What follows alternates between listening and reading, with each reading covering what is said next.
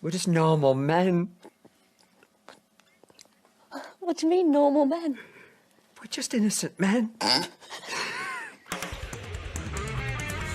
It's time for Side Scrollers with me, Stuttering Craig. I did. Oh, wow. Right on the tip. Just on the tip. And Blabs. Co-hosted by our friends from around the internet. There is a portion of Norway where it is legally required to carry a firearm at all times. If you're just a normal man looking for common sense in this crazy-ass world, you've come to the right place. And now, broadcasting from our homes from around the internet, it's time for Side Scrollers.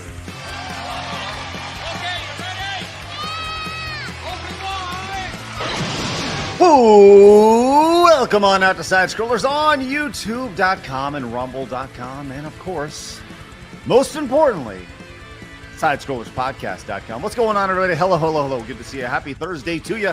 Are you having a good day? You are. That's great.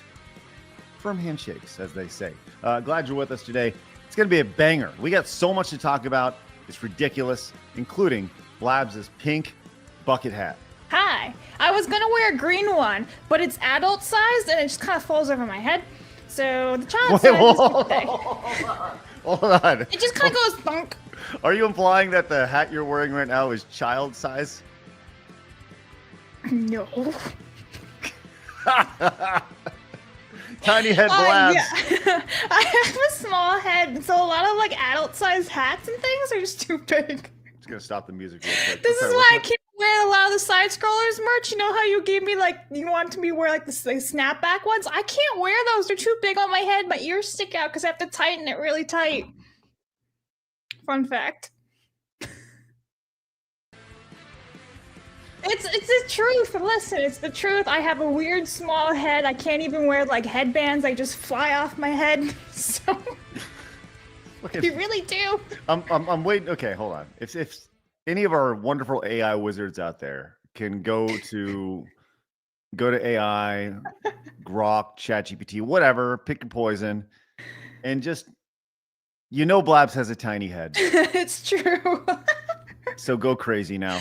Yeah. She's got baby head. Do you guys remember when my camera was acting up like 2 years ago and it would slowly get bigger and bigger as the stream progressed?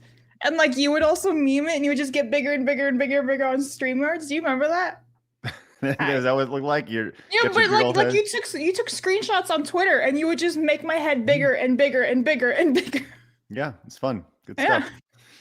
Yeah. Well, I mean, knowing that hat is now child size, probably extra small, meant for a 2-year-old baby. It's not for a 2-year-old baby. I don't fit those. They're just, they're like smaller.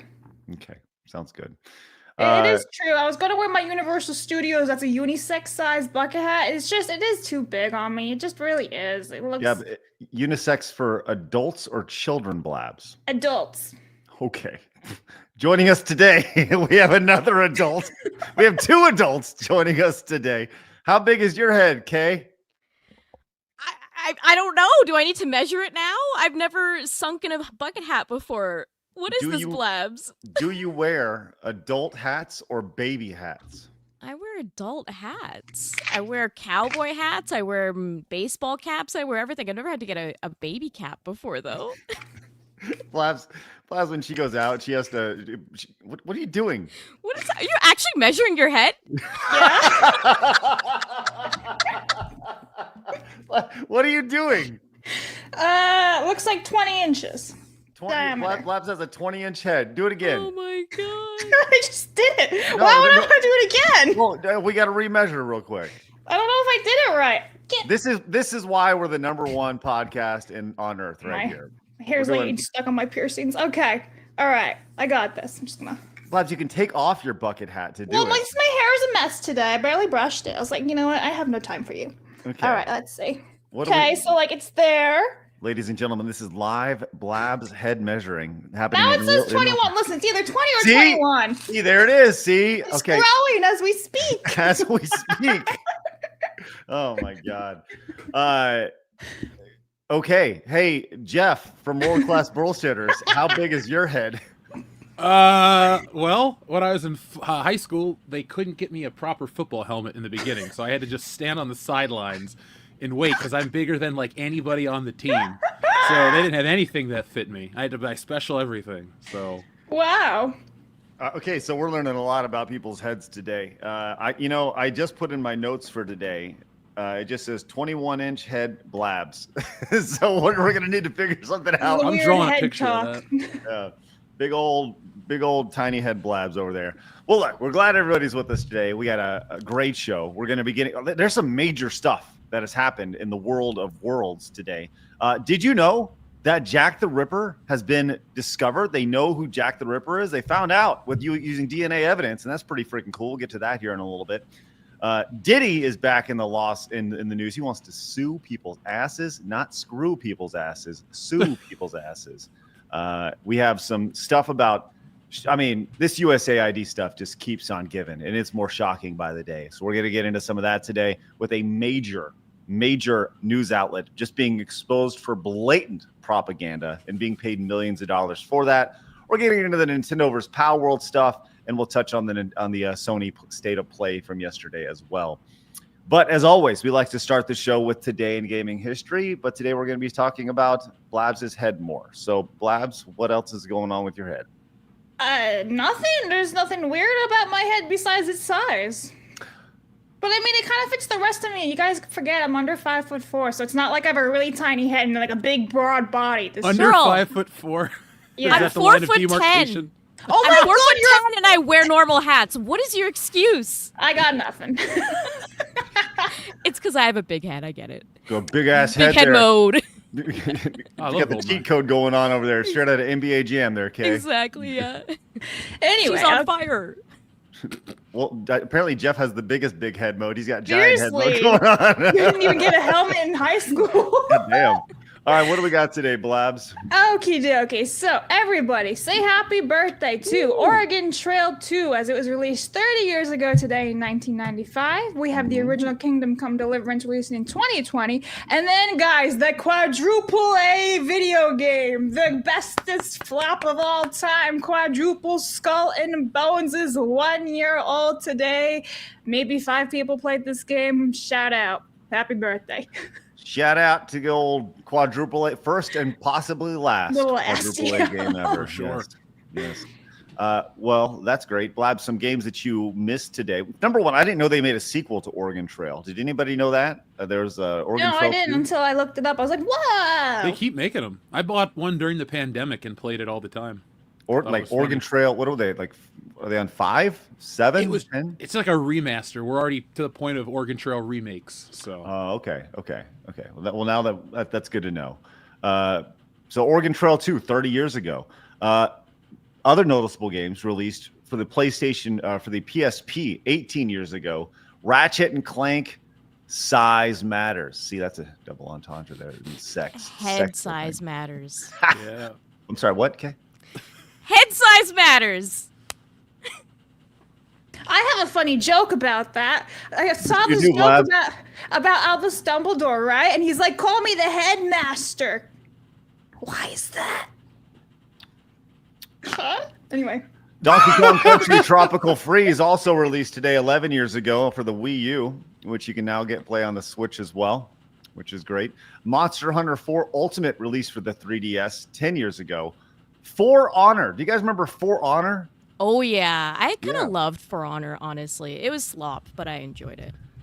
8 years ago for the PC, released in 2017. By the way, breaking news, 2017 was 8 years ago. you feeling old? So Yes. there's that. Also, Tetris 99 released 6 years ago for the Nintendo Switch and still going strong, I might add. Still supported to this day, which is crazy. So lots of good games released today. Oh, you know what? Also, this is something we got to dive into one day. The Hatsune Miku world. Are you familiar with Hatsune Miku, Blabs? Should I be? Kay, I bet you're familiar with Hatsune Miku. Ish, like a Vocaloid character. I didn't know there was a game. Was there a game that came out a long time ago Released- for it? Like I know from anime, that's about it. Yes, for the Nintendo Switch 5 years ago in 2020, Hatsune Miku Project Diva Mega Mix. So, Blabs, I'm very curious to hear what you have to say about this. Hatsune Miku is a more or less fake VTuber. It's not even a real person. It's like it's like a hologram that they put up on like screens, and people go to the concert that this thing's at. Those! Yeah, I've seen those. It's balls crazy, man. It is wild because yeah. they're not even really there. Yeah, Yeah. it's crazy. So there you go. There's all the games released today that you should probably know about, which is great.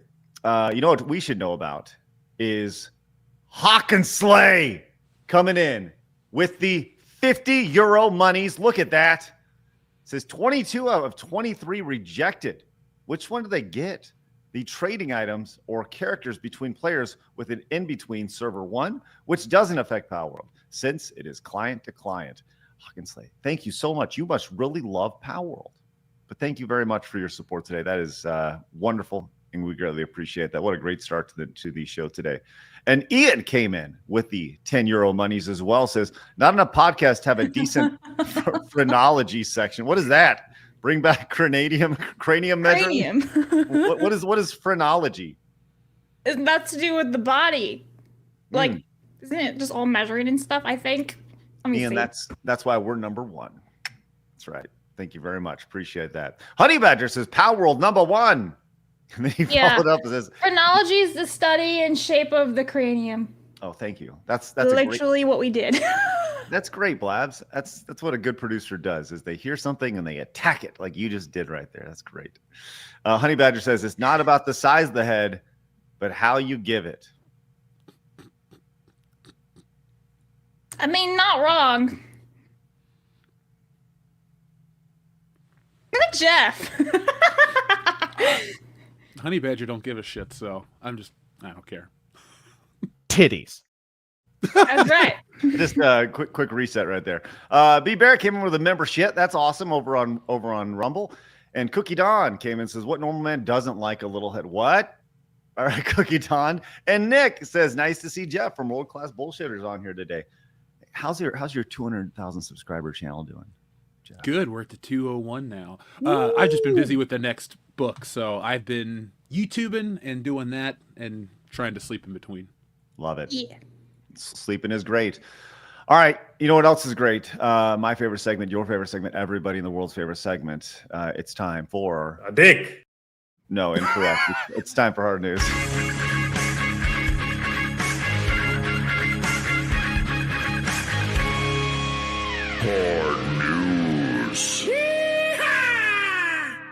Now, before we get to some serious video game stories, Blabs wanted to fill everybody in about some stuff we got going on over at SidescrollersPodcast.com, correct? Right. Okay. So if you are a local supporter, there is a post just for you over there that was actually posted this morning, but there's also another post just for you guys where we're looking for some volunteers to help us test something out on Monday, February 17th at 3:55 p.m. Eastern. Now, I'm pretty sure we have enough people, but just in case someone backs out, if you are free and you want to help us test something out, you need a working camera, working microphone, and a good internet connection. It just has to be something basic. It could be like your laptop or whatever. It doesn't have to be high tech. But if you are interested and you are a local supporter, please comment on it and I will email you.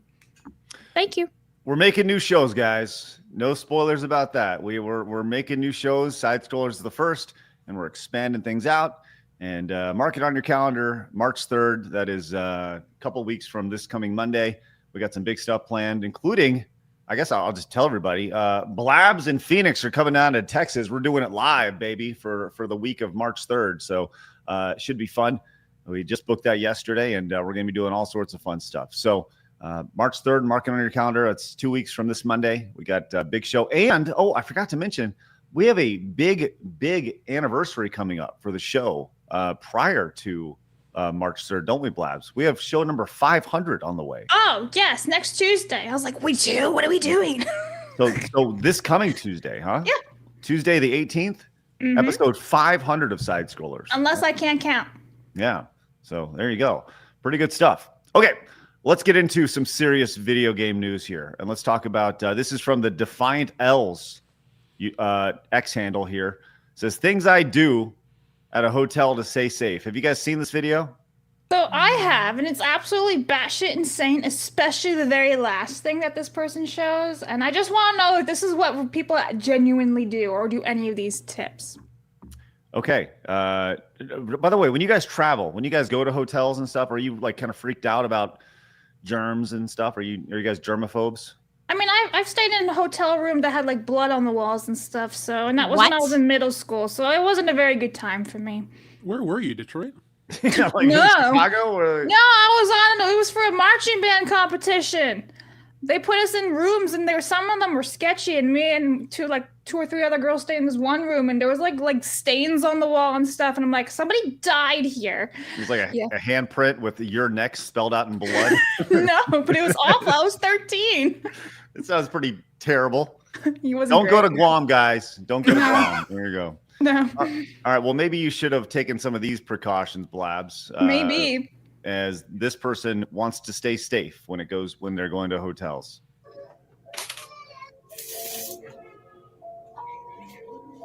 Never seen that one. I've never seen that one.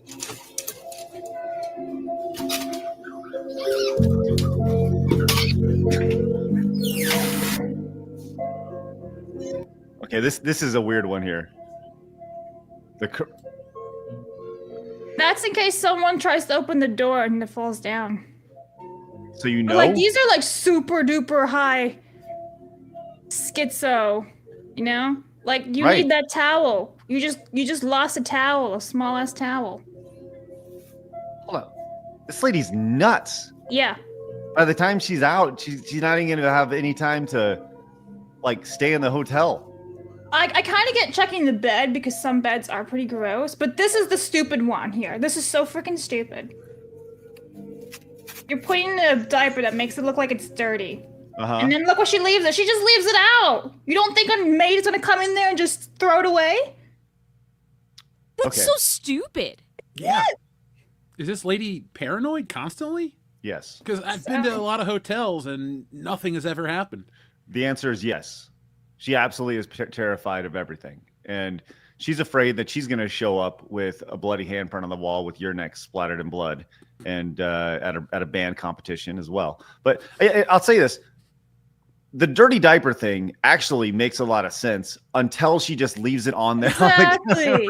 Like, you're supposed to put that in somewhere where she can't see it, or it's really hard for her to dig it out of your shit, not like leave it right there. Why is she leaving all that stuff in a hotel room, though? Most of the time you go to the hotel room and take the stuff with you. At least I do. So. Yeah. Bring all your jewelry with you? Yeah. All your jewelry? Every time I go out of town, man, I bring all my jewelry. Yeah, all of it? First thing I pack. That's good. Hotels are interesting. There's the really nice ones, and then there's kind of like the shit ones. And then there's the ones that serve you breakfast for free, right? And I prefer the ones that serve you breakfast for free. Those are great. Embassy Suites, by the way, my hotel of choice. Just going to throw it out there. Sponsorship, please throw it our way. I just want a clean hotel room. I don't really care about the food. I'll go find my own food. But like, if it's all gross, I'll be like, you know. What is it for you guys? The tipping point when booking a hotel that you're like, that's it. You know, I need that amenity. For me, it's definitely the free breakfast. Like, you're gonna save me $15 for eat. I'll gladly eat an old bagel as long as it saves me $15 for breakfast. It feels special that way. I have to look at the shower. Like if I see a hotel with a really nice bathroom in it, then I'm usually sold that way. If it looks ghetto and it's like a tub and it's like all sketched, then I'm like, no, I'm good. So for me, that's the thing. But I do like the continental breakfast. Like, it's always fun to wake up in the morning, go downstairs, you see everyone groggy because they all been drunk, and then you're like, I'm going to make a waffle out of this waffle maker, but they got random fruits and stuff, and just throw everything in there and see what happens. Like, that's a fun experience in itself. But yeah, for me, it's the bathroom. It has to look like a nice bathroom. Hey, waffle maker, top tier amenity. But it's like cardboard box batter. I don't know. Those waffles are better than their pancakes they usually serve, Blabs. Yeah, I usually honestly just go for the cereal. You know, or A yogurt. Somebody mentioned a bagel doesn't cost $15. I know a bagel doesn't cost $15, but what I'm saying is I'll eat the bagel at the continental breakfast, which, by the way, the continental breakfast, like, what does that even mean? Like, is that food served from around the world, like French toast? And like, hey, like I don't even know what that means. No kitchen. Like, no. Oh, really? Is that what it's supposed to mean? Yeah, because they don't really make anything. You know, it's like breads and fruits and stuff that they can just keep putting out on a line. Mm-hmm. Mm-hmm. Well, I'm glad that lady's super paranoid, and I'm sure she's gonna live a miserable life because just living in fear of everything. She probably wore 15 masks. She's one of those and has all of her boosters, and definitely follows the signs. So good for her. Good for her. I mean, I can kind of get the whole bed bugs thing because that's awful, right? That would be probably like the worst thing ever. I've never experienced that, but I'm sure it's not a pleasant thing, especially when you go home and then you bring it home with you and it's like, ah! So yeah, no, I get that.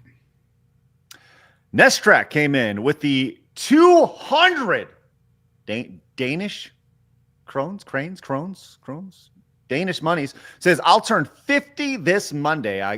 I guess I'll survive, but in case I don't, I better support now. Oh, Nestrak, thank you so much. And you know what happens when you turn 50? You die. Well, that's grim. Happy birthday. Oh, yeah, sorry. Yeah, thanks, Nestrak. Appreciate that. I believe we have another foreigner in the background just waiting to sing you happy birthday. That's right. It's Dan Vask. Dan, where are you?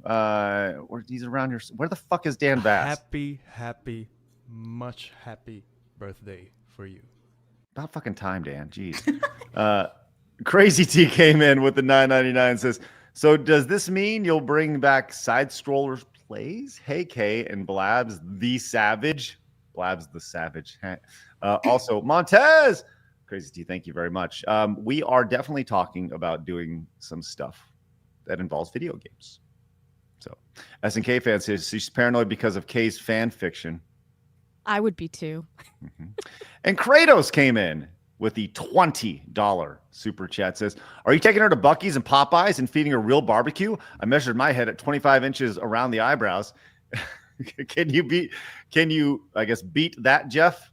I don't want to. This isn't a competition. This isn't something I'm trying to win, man. But I can wear regular hats, so I guess it's not, that crazy. Hats are good. And the answer is yes. Blaz will be taken to Buc-ee's for the first time. She'll truly understand what's going on with that. By the way, there and I don't get the hype. You've been there. You don't get the hype. I filmed it once. I recorded the whole thing, like one of my toy videos, and I was like, I get that this is popular, but I don't see. I don't know. I grew up with a truck driver stepdad, so we've been to all kinds of places already. So Buc-ee's is nice, but I've seen crazier stuff before. I feel like Craig's overhyping Buc-ee's for me. I'm like, that was it. This is shit. No. I'm not hyping anything. All right. You have taken what I've said and turned it into this amalgamation of something. It's been like 3 years in the making. Well, yeah, it is. And that's something that you have to grapple with. I have 2 Buc-ee's right near me. I can go to either Buc-ee's I want. Why don't you stream from Buc-ee's? I'm Buc-ee's rich, okay? I'm Buc-ee's wealthy over here. I can go to Buc-ee's anytime I want. They're 15 minutes away, Blabs, all right? I'm used to Buc-ee's. So I'm just saying, I can go there anytime, and I look forward to sharing the Buc-ee's experience with you. And if whether you like it or not, it's still the best gas station in the world. Do they have good prices? Yeah, they're okay. No, they do not. Yeah, I didn't think so. Mojo says, you guys are missing the most important question. Would Jeff cosplay as a pepperoni pizza? Did I miss anything before this? No, that's just a totally out of context. No, it's not. It's about the pepperoni. Okay, so Domino's Pizza is going to be partnering with Perfume and releasing like a pepperoni scented perfume. And we know you collect those, right? You were interested in the Auntie Anne's one and all. So we were wondering, we're saving this for you. Would you buy a Domino's Pizza scented perfume? Depeche Mode. Oh, God, I think I should buy one as a joke. Yeah, I think I will. It just seems silly. I think you should. I think that'd be. I'll wear it at the con. Yeah, and you'd fit right in. You'd be everybody's best friend. People walking you around like a dog smelling meat. Please don't wear that near me. I've had Domino's once and I got food poisoning like really bad, and I will never eat it again. I don't think I'd ever wear it. I would just have it. Like, people come over and watch TV. Hey, smell the Domino's perfume. I feel like that's a conversation starter. I'm going to look right now. I want to see how much this pepperoni inspired. Actually, Blabs, can you please find that? Find out how to buy the Domino's pepperoni inspired perfume, please, so we can figure that out. Silo full of Cool Ranch Doritos came in with the 20, which is outstanding. Says in order for us to play Oregon Trail in school, we had to read about the Donner Party. However, local historians and residents of Auburn knew they resorted to cannibalism when they didn't get over the Sierras when winter came. The more you know. Thank you for that. Silo full of Cool Ranch Doritos. By the way, that's 3 Montez Super Chats today. We're going for 10 orange supers or higher, and we will make sure Montez does a belly to back suplex, the Montez Slam as it's called. A worthy one says, I would start with Common Rider 01 once you start your Common Rider journey, Kay. Awesome. Thank you, man. Yeah, I still want to watch it. I'm in the middle of watching season 1 of Pokemon again. So I just have so much nostalgia, but I will watch that soon. Good times. Lifting Gnome says, Blabs typo strikes again in the poll. Yeah, I wrote the like. Good. But I didn't want to change it because it was really fitting.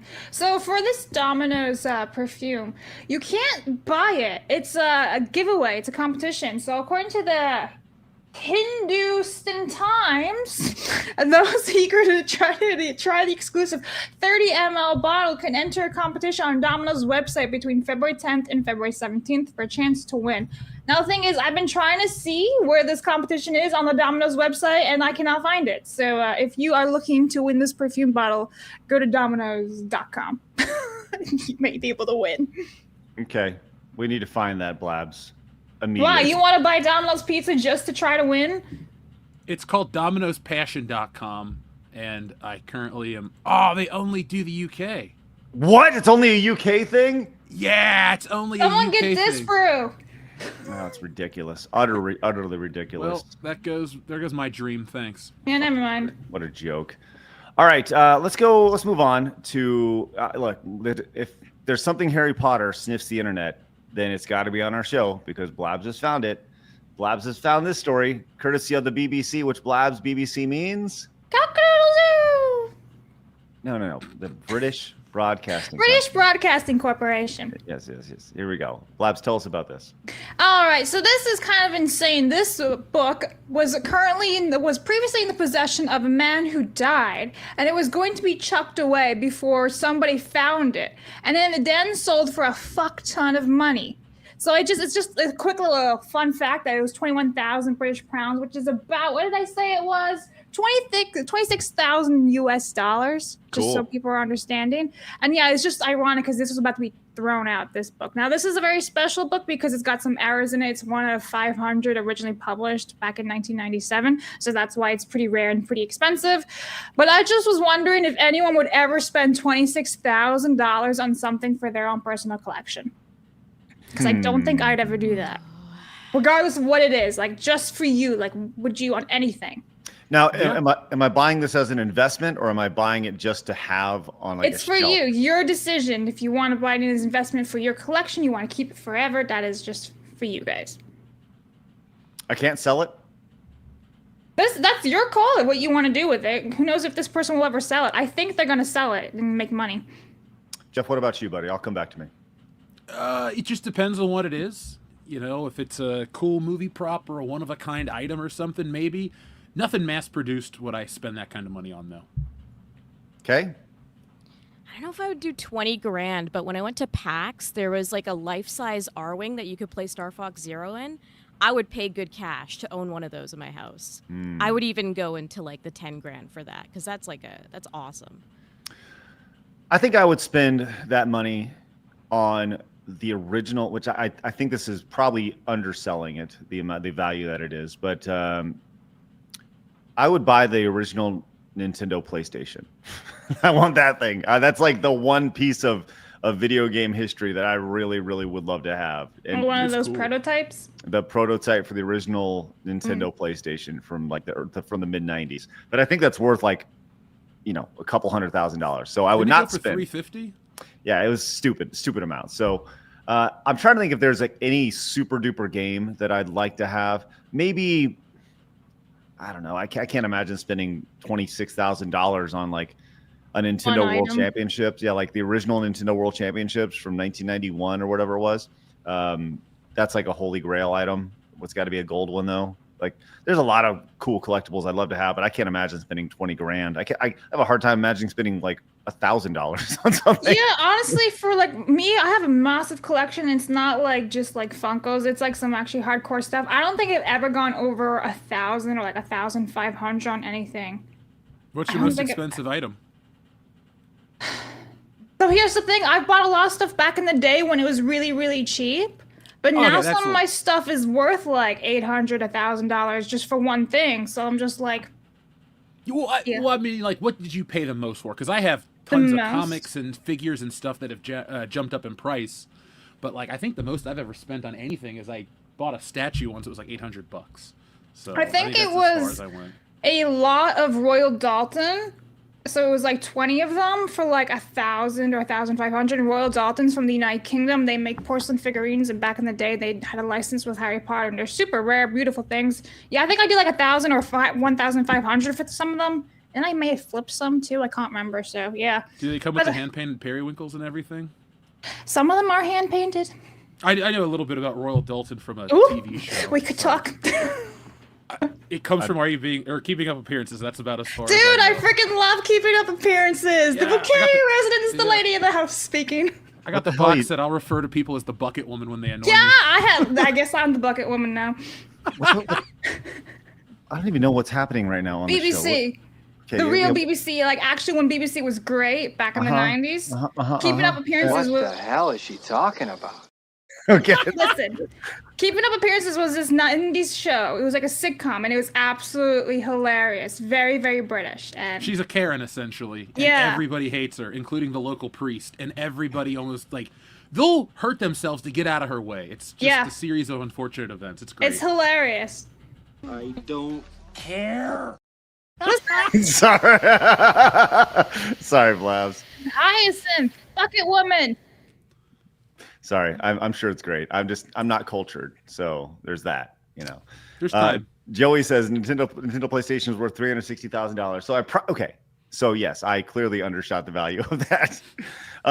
Dark Lelouch came in with the $20 super chat, puts us at 4 today of our Montez goal. Says here's some actual security travel advice. The mirror one is fine. Perv B&B owners exist. Use your own battery banks. Avoid free public Wi-Fi. It's unsecure.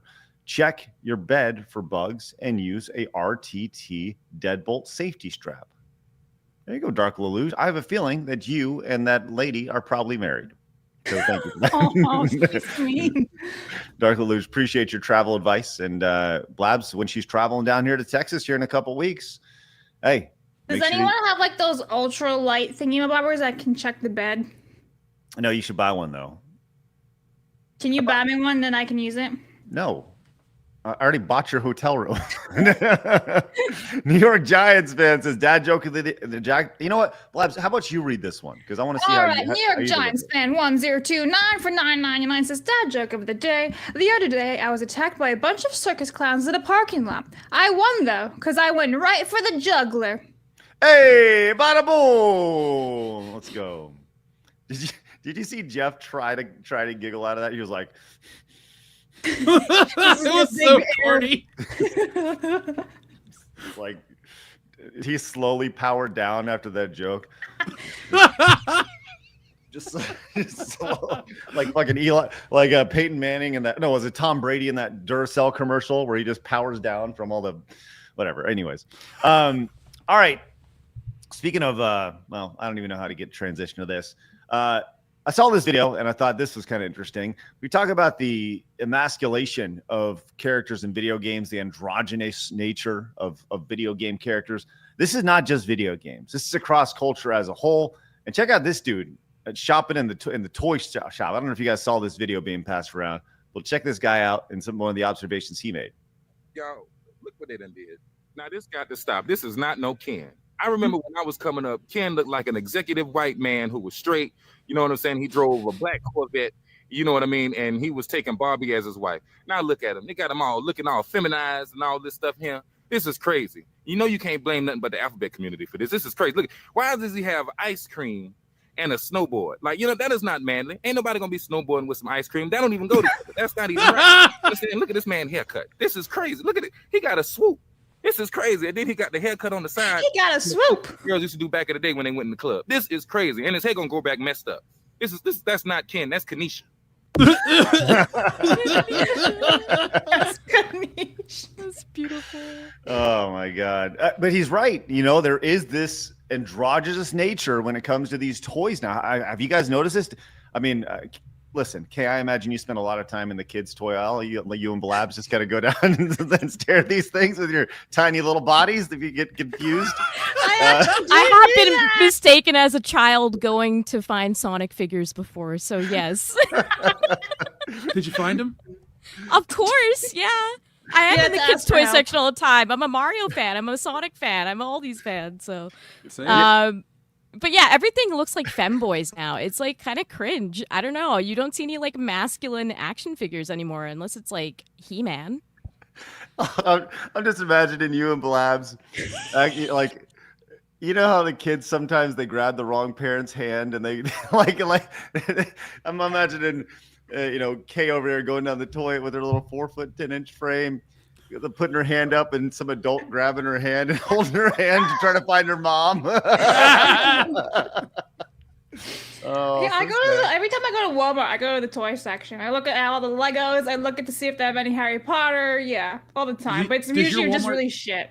Does your Walmart keep everything under glass? Like, we have the #1 theft Walmart in the world by me. So do you live in California? No, it's in Cincinnati. They built a police station in the parking lot to deter safety and crime, and it doesn't work. Somebody was killed out front of the Walmart earlier this year, maybe? Wow. Or maybe it was late last year, like execution style. We're not talking like accidents. So this is a deadly Walmart. Don't visit Ohio, Blabs. Oh, no, I'm good. My Walmart's so behind, I have to wait like 6 months to get stuff compared to all the other Walmarts in the world. So, yeah. Well, maybe you can have Kanisha coming your way very soon at Walmart. I'm going to get it for you guys. Be like, look, Kanisha! Should I add it to the collection? Mm-hmm. Yeah, you should absolutely get Kanisha with the. I will absolutely not get Kanisha. Get Kanisha with the snowboard and the ice cream cone. They do go together. Come on. I will mail it to you, Craig. You mail me Kanisha? Yeah. How about if I ever find it, I'll be like, here you go. How about you just literally hand it to me here in a couple weeks? That's fair. Yeah, that's fair. Here you go. Hey, Cookie came in with the one says Bucky's is great. Bucky's got brisket sandwiches. This is true. They're just okay. They're not great brisket sandwiches. They're fine. You get brisket sandwiches in gas stations? I need to move to America. Just Bucky's. Yeah. No. No, there's occasionally other ones. You can get. Trust those food yes. quality though? Just having the option. I just want the option. Okay. Spoken as somebody who clearly lives in Ohio and not in Texas, the best food comes from gas stations. And I mean that in the best way possible. Restaurants in your gas stations. We have barbecue. We have taquerias, which is taco restaurants, right? You can get anything in a gas station down here in Texas. It's the best. I mean, it's truly the best. And you know what? Like when I say it's the best, not because of convenience, it's the best because it's literally the best. Because they're made by, it's like mom and pop food. Somebody who's super passionate about it. They don't make any money doing it. They're trying to survive. And their food is always so good. I'm telling you. Yeah. Well, you need some gas station tacos. Those are the best kind of tacos. Better than gas station sushi? Way better than gas station. Don't listen. That's the one thing you don't get is the gas station sushi. Everybody knows that. But to get if they cook it fresh, you know, the tacos and the brisket, man, it's good. I'm telling you. I feel a road trip coming on, Craig.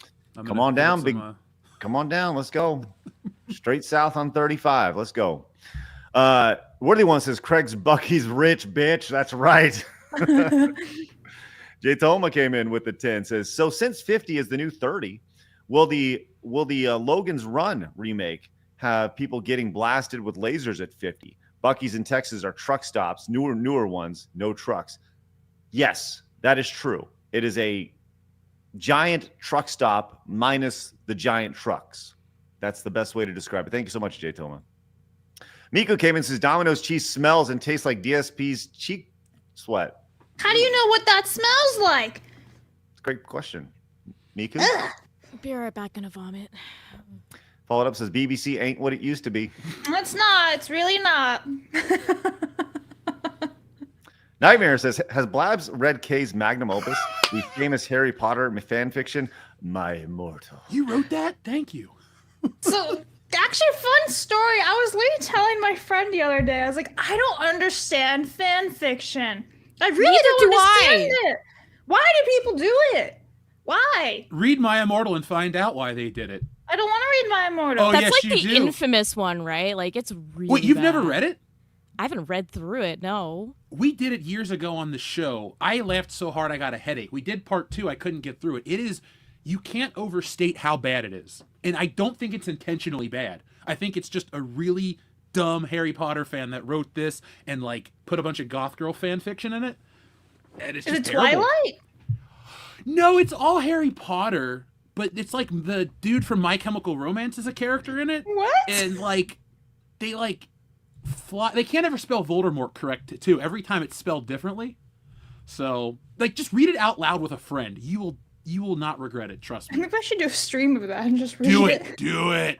I'm gonna Blabs I'll reacts. retweet it out. But I seriously don't understand fan fiction. I see so many things, like thousands upon, even like probably millions at this point, fan fictions where they like pair characters that shouldn't be going together of all different IPs. I'm not even talking about Harry Potter, but like it just, they don't belong together. Like one's a huge piece of shit, narcissistic or racist or whatever, and they pair them with the pure person. It's like, I don't understand you guys. Is this like self-pleasuring? I don't get it. I'm just saying. Blab's talking about the BBC and now self-pleasuring today, which is really weird. Well, I don't understand this fan fiction. I really don't. Okay, what a show. What a show. That's why we're number one. It's good.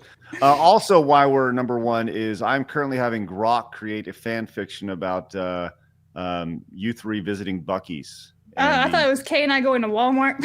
No, and the adventures there. Yeah. I'm currently creating a fan fiction right now. Ian came in with the 10 euro money, says, all we have in Europe is ancient castles and Renaissance architecture. We don't have your cool petrol stations. Thank you, Ian. Appreciate that. And yes, it's a shame you don't have any culture over there. It's rough. Shield Wall Dragons member for 15 months says, Blabs and Kay, how many times have you been offered a kids menu at restaurants? More than I'd like to admit, but sometimes it works out if they're doing like little action figures or something for a game I like. So there you go. I don't, but I think I got the kids menu when I went to Universal Studios Orlando because like they're really big portions. I was like, I can't do that, so I went and got like the kids thing. You know, at Disneyland, I got asked if I was old enough to go on a ride. Like I was waiting to like go on a roller coaster or something. This was ages ago. I was like 21. And they're like, do you have your parents here? I'm like, I'm 21. Let me on. That's hilarious. Actually, at Costco, when I was a teenager, you know how they used to do the free samples at Costco? They would refuse to give me like samples because they thought I was actually a lot younger than I was. And they're like, no, you can't have this. Your mom has to come and give it to you. I'm like, I'm 16. I can have a sample. And they're like, no, you're like 12. So... yeah. When I was 11, people thought I was an adult, so I just walked into movies. Complete and, opposite. Yeah, nobody questioned anything. Well, what they didn't do, Blabs, they didn't measure your head beforehand. So, had they done that, it would have been a lot easier to give you samples at Costco Sample Sunday. So. All right, let's move on. Major. This is like big news. Big news. As a matter of fact, I think we do have, let's see, do we have our Side Scrollers exclusive cut in here yet, Blabs? Did you add that to this? Yeah, he's right above Mr. Beast. Make sure you turn in. This is a Side Scroller exclusive. Thank you. Appreciate that. We have a major exclusive that is dropped courtesy of X. I don't know if you're going to get this on any other podcast, possibly in the world. But Jack the Ripper has been identified through a 100% DNA match. Now, does everybody here know who Jack the Ripper is? Vaguely. Like, I know he's a serial killer, but he's a serial killer, everything about him. Okay. So Jack the Ripper, this is courtesy of Wikipedia, was an unidentified serial killer who was active in and around the impoverished Whitechapel district of London, England in 1888. Okay. And both criminal cases filed, blah, blah, blah. The killer was also known as so whatever. All right. So he went around and he was offing people. That's the biggest thing. And they called him Jack the Ripper. The name Jack the Ripper originated in the Dear Boss letter written by someone claiming to be a murderer, which was disseminated in the press. So this was numerous murders in Scotland or over in London. It was nuts. The stuff of lore. And for the first time, we have a DNA match. It says a breakthrough in forensic history. Historian Russell Edwards claims Jack the Ripper has been identified as Aaron Kosminski, a Polish barber and longtime suspect, after a 100% DNA match. The match was made using a shawl found at the scene of Catherine Eddowes' 1888 murder, which is crazy to think that they have DNA from that. As Kosminski's great-great-grandniece provided the DNA sample confirming the link. Legal teams are now pushing for a formal inquest to name him the killer in court. A mystery that baffled experts for 136 years may finally have been solved. So, holy shit. How cool is that, man? I think that's nuts. And it was a Polish dude. So there's that.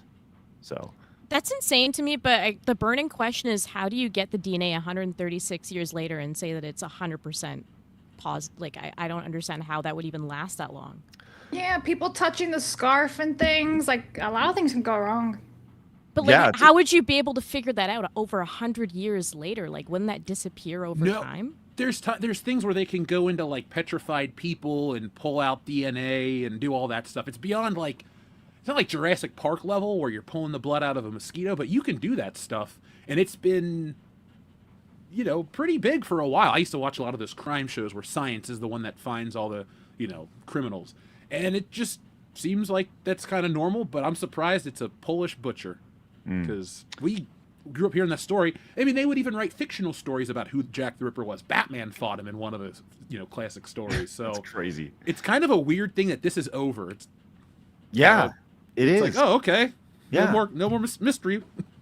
It is. It's really. I mean, apparently he's been a long time suspect. This guy, Aaron Kosminski.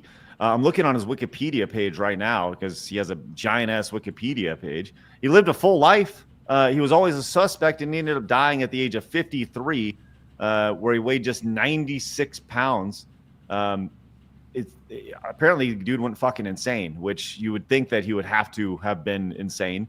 It says on 12th of July, 1890, Kosminski was placed in Mile Ed Old Town Workhouse due to his worsening mental illness, with his brother Wolf certifying the entry, and was released 3 days later. On the 4th of February, 1891, he returned to the workhouse, possibly by the police, and on the 7th, he was transferred to the Colney Hatch Lunatic Asylum, which, by the way, we need to bring these back. We need to bring back the lunatic asylums. I'm just throwing it out there right now. It says a witness to the certification of his entry, recorded as Jacob Cohen, gave some basic background information and stated that Kosminski had threatened his sister with a knife. It was unclear whether this meant Kosminski's sister or Cohen's. Kosminski retained, blah, blah, blah, blah. Next 3 years was admitted. So he bounced in and out of these loony bins here. You got to read the end of this paragraph, though. Where it all talks the way down about here? Self-abuse. Just read from the cause of his insanity was recorded as self-abuse. Yes. The cause of his insanity was recorded as self-abuse, which is thought to be a euphemism for masturbation. His poor diet seems to have kept him in an emaciated state for years. His low weight was recorded in the asylum case's notes. In February 1919, he weighed just 96 pounds from whacking off so much. So there we go. Wow. Yeah. Self-abuse. Impressive. Yeah. What a way to go. And so now we know that Jack the Ripper was a serial masturbator. It's Jack the Stroker. Hey, let's go. Bada boom. Kay, now that you know a little bit more about Jack the Ripper and Aaron Kosminski, what are your thoughts now that you know more about it? Well, I didn't know Jack was whacking it. That's something. Wacky Jack over here. Yeah, Wacky Jack. I'm just stunned that they were able to finally solve this mystery, and now I'm more excited to play the Assassin's Creed DLC because I think they put Jack the Ripper in Assassin's Creed, and I've always wanted to go back and play that. They should update that now and say, hey, we know who the killer is. Jack the Gooner. Would Jack today be posting on X about more jiggle physics? All right. So case closed. We're done. We figured it out. Eric Kosminski was Jack the Ripper, which now we know. Now we know. Kratos came in with the 10, says the best way to experience the My Immortal fanfic is watching Internet Historian's video on it. Girls like fanfics because they enjoy self-inserts. That's why most writing in movies, games sucks now. There you go, Kratos. Thanks for the heads up. Excellent. All right, let's keep on moving on. First, Corona Soul came in with the $20 super chat. Thank you so much. They have one piece of evidence. It's possible that the Polish barber just happened to be a customer at the of the murdered prostitute. The guy was Hooney and had mental issues, so he's just guilty. I'm not so sure about this. Well, Colonel Soul, I think you should go back to 1888 and find out. You should travel back. Time to get back in the car and go. That's right. Going back to the future. Ian says it's not as open and shut as that. The Ripper theory was just one that recently caught fire, but there's still controversy around it. Well, there's always controversy about it. Thank you, Ian. Appreciate that. I love when like folks from across the pond come in and they want like, you better fucking talk about this the right way. It's like, okay, all right. Short history. Yeah. I don't really care that much. Nathan says, so what you're saying with Jack the Ripper is the UK has always had issue with knife-wielding immigrants. Jesus Christ. Kratos says, wow, so immigrants stabbing people in the UK goes back to the 1800s. Better get rid of those knife tips. You guys, yeah. Where's Idris Elba? Yeah. All listen, if you'd like to make any jokes about UK immigrants and knives, $10 super chats will do. There you go. Ministry of Dinosaurs says two things about Ripper. One, Aaron isn't a Polish name. Two, DNA from a niece. Siblings can't be identified with DNA since they can get as little as 37% DNA match. Look, I don't know enough about DNA. Right, I do know that OJ killed those people, but outside of that, that's the only thing I know about DNA and Jurassic Park. That's pretty much all I got. Okay, so we're just rolling and going here. So, Lord Crush says, I guess you could say Jack beat himself to death. Miko says he wasn't Polish, Craig. He rhymes with Mew. No, I see what you did there. And Bike Short says, so if I goon enough, I can lose weight. Time to bring out the coconut oil. Oh my God. Jesus. Just crazy. You guys are silly. And then Rebound says we have to ban everyone named Jack for jerking it.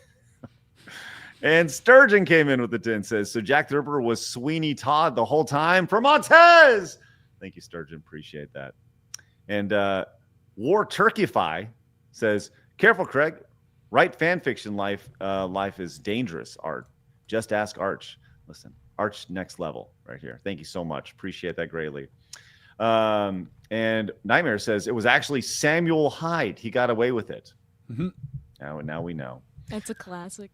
All right. Once again, we do see every Super Chat, Director Nation, and Rumble Rant. We'll read every single one of them. But first, we got to move on to this next story. The next story being Captain America, Brave New World, which someone on our panel is going to go see today. By show of hands, who will that be? I'm not proud of that. But you're not proud? Well, okay.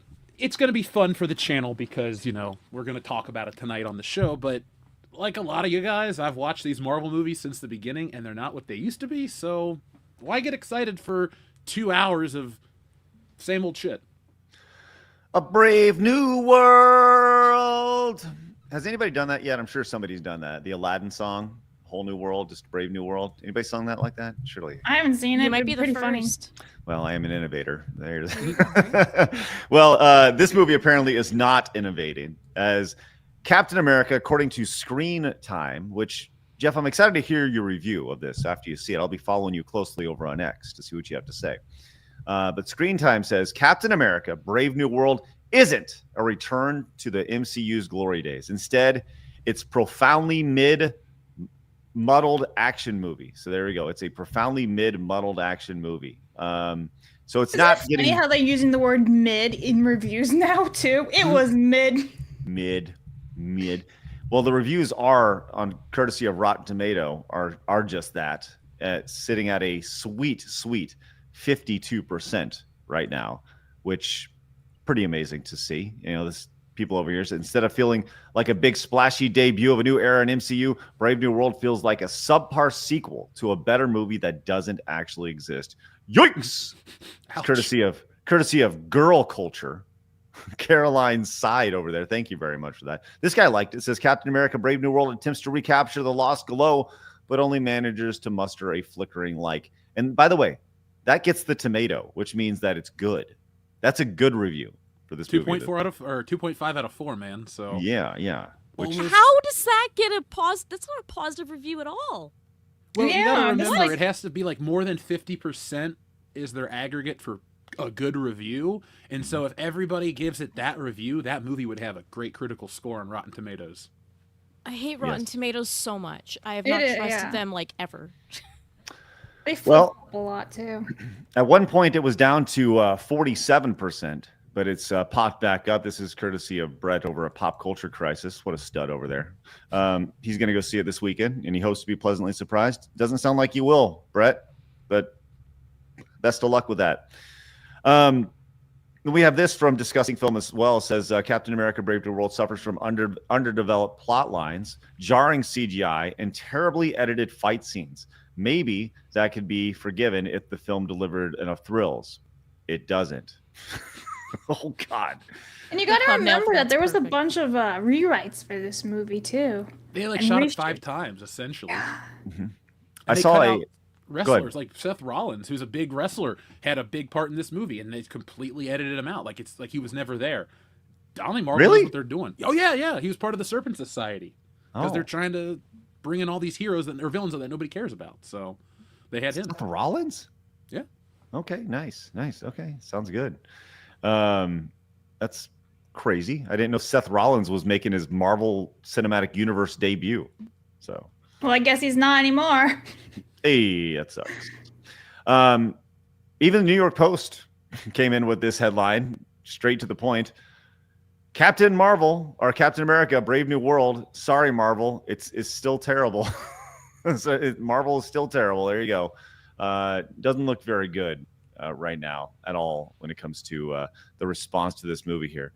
I saw this from Critical Drinker as well, and I'm guessing that Drinker has seen this movie because this is a pretty succinct rundown of everything. It says, at one point in Captain America 4, Sam Wilson uses Ant-Man's helmet, Steve Rogers' shield, and Falcon's wings coated with Black Panther's vibranium to fight a Hulk. And I think that's the perfect metaphor for how laughably cobbled together this film is. What? I understood all that, and that sounds horrible. Yeah. There's a lot going on. Well, I don't get it though, man, because like they own all these properties. They could make movies we all want to watch. Exactly. But they're going down this path. Oh my God. Well, I'm watching it for Valentine's Day. James is taking me, and I'm going to be extremely drunk. He must love you. I'm going to be so drunk. I am not going to be able to survive this if I'm sober. You and James going to do the popcorn trick in the theater? Oh my God. You said you're going to be I'll drunk. never answer that publicly. I ain't answering shit, man. Well, you're already going to be drunk. Just say. It's a small theater. There's no way. Back rows exist. I appreciate that Kay over here trying to figure out logistically what that looks like. It's a pretty small theater. Probably You can't get away with it. I don't think I can get away with it. It's got to bring your own popcorn. That's weird. Anyways, and then we have this from World Class Bullshitters over on X. Brave New Low. You can see the Rotten Tomatoes score writing here. 80% on the first one, 90% for Winter Soldier, which, by the way, I think this was the, let's see, I think Winter Soldier was my favorite. It actually is my favorite for sure. And it was because, like, honestly, Anthony Mackie was so good with Chris Evans and Scarlett Johansson, and even Kobe Smulders or whatever her last name is. Like, they were all really good. It was a fun movie. I love it. It's my favorite MCU movie. And to see it just go, like, this sour, it's just like, well, I'm depressed. The sad part is, like, I prefer The Winter Soldier over Civil War, but I think Civil War is a very good movie. But the number one thing I was excited for in that movie wasn't, oh, my God, they're going to fight. It's, how are Falcon and Bucky gonna like be buddies with Cap and not, like, I was interested in that dynamic. And the reason I bring that up is if I like the character, if I'm already on board, and it's nothing to do with just like in the comics, and now he's the main event guy and I'm not excited for it, it's bad writing. And it really comes from that Captain America TV show that dropped a couple of years ago. Awful. That's what Disney wants to do. We're talking about USAID and how they want to infect and, put money in here and there. And we've been trying to figure it out for a decade on the channel. Where does this bad entertainment, where does this crap come from? And that's what's really coloring people's perceptions of these movies. Like, that show is terrible. The trailer doesn't look great for this new one. And people just have a bad taste for Marvel. So I'm excited to go watch it for all the wrong reasons. And I don't think it's going to be a big flop. According to some people, it needs to make $1 billion to break even, because that 180 number that they're publicly putting out there isn't the real deal. So this movie's got a lot of hill climbing to do to be successful. Just blatant. Yeah, I did like the interaction in Civil War between Bucky and Falcon. I thought they were really funny, and especially with the Spider-Man thing. And he was you couldn't have taken it out, whatever it was. He's like, oh, I hate you. Like, I thought they were really fun, the little banter. And it's just to see it just all go this south. And I was excited for that Disney Plus show back in the day, the Falcon, the Winter Soldier, whatever the fuck it was called. And it was just garbage from the very start. So bad. So freaking so bad. I just watched that. So racist. I was miserable watching it. Oh my God. Yeah. But US Agent is cool. I'm excited for Thunderbolts. I am not. I know it's probably not going to be great, but I do like Florence Pugh, and I thought U.S. Agent was well cast. I'm like, for them, I'll watch it. Like, I didn't think Florence Pugh was that bad in the Black Widow movie. I know people hate the Black Widow movie, but I was like, she's not that bad. I agree. The MCU is interesting because I saw in the chat, Tyrone says the MCU sucks now. Like, the MCU at one point was seen as like the pinnacle of popcorn flicks, right? It was a great summer movies, and if you knew that if you're going to watch something from the MCU, you knew it was going to be great. And there was a point where, like, I'm sure there's got to be a film that everybody points to that really pays attention to the stuff and says that's the one. That's where the slide started to happen. Jeff, can you pinpoint when that was? The exact time? Was it in 2020? Was it pre-2020? Where like there was one MCU film that people were like, that's the one that's going to ruin it. Or maybe it was like after Civil War or, one of those. I don't know. I would argue that everybody ended after Endgame because it was a natural conclusion. It tied up too many loose ends. It was almost too good of an ending. And they're like, oh shit, we got to continue this out. But like, go back to 2019, the hype is so high for that movie, and we're all riding it. We're all, there we go, and it was great. And then Spider-Man comes out a few months later, and we're still there. And then I think it's like a combination of the pandemic and everybody changing a little bit, and bad movies, and a series of characters that you don't want to watch, like the Eternals or Black Panther 2 without the Black Panther. That's why people feel the way, and I think that Endgame is the end of it, with a quality at least. I think also with Endgame, because you had that 5-year blip, they didn't handle that well at all. They did not think that through, like, at all, the way they were doing with MCU. But I kind of think it started to go downhill, actually, for Captain Marvel and Black Panther, because then it became super political. It was all about sex or race. And a lot of people were like, this is fucking stupid. I just want a fun superhero movie. We already have, like, female heroes before. We already have black superhero before. Why are you trying to gaslight people and everything? So, yeah, I kind of feel like that was the decline. Well, the firsts make money, and also too, the press goes on because they like to enjoy themselves too much by talking about how this movie is a progressive tour de force. It's like you said, it's kind of stupid and backwards, and at least the Avengers movies that followed the two films you mentioned were solid to good. So I think that's why people just let that shit go. We didn't. I mean, we went crazy on the Captain Marvel videos, so that was always our fun topic. Well, we saw the, this is obviously Captain America 4. Going back to your tweet here, you can kind of see where the current one is sitting. We'll see how it does over the weekend. And Jeff, like I said, I'm very excited to see what you have to say about this. If the response will be, if your thoughts on the movie will be what everybody else is thinking. So it sounds like Kay's excited to go as well, which is good. She gonna get crunk. I'm getting a fishbowl of alcohol, baby, and I'm chugging that like halfway through the movie. She's gonna be peeing like the entire time. Oh, did I miss the entire movie? Whoops. No. There's a long line in the bathroom. Ian came in with the 10, says, I'm a historian. Hell yes, you are. Love that. Says, if you talk about it, I'm going to correct you, even if you're right. Let's go, Ian. I love that you're a historian. I think that's fascinating. Joey says, so Jack died of a stroke? Marmalin says, so basically Jack the Ripper. Song. What?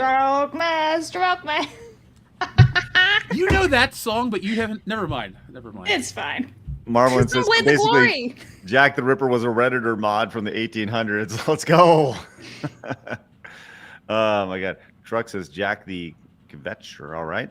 And Tyler says, jacking it, jacking it, jacking it, Jack. Smacking it, Jack. I guess, how's that? Did I do that right? I have no idea. Okay. Montez! Thank you, Tyler. Appreciate that. Andrew came in with the 10, says, in Harrison Ford voice. Get off my magic carpet. I can't do a Harrison Ford voice.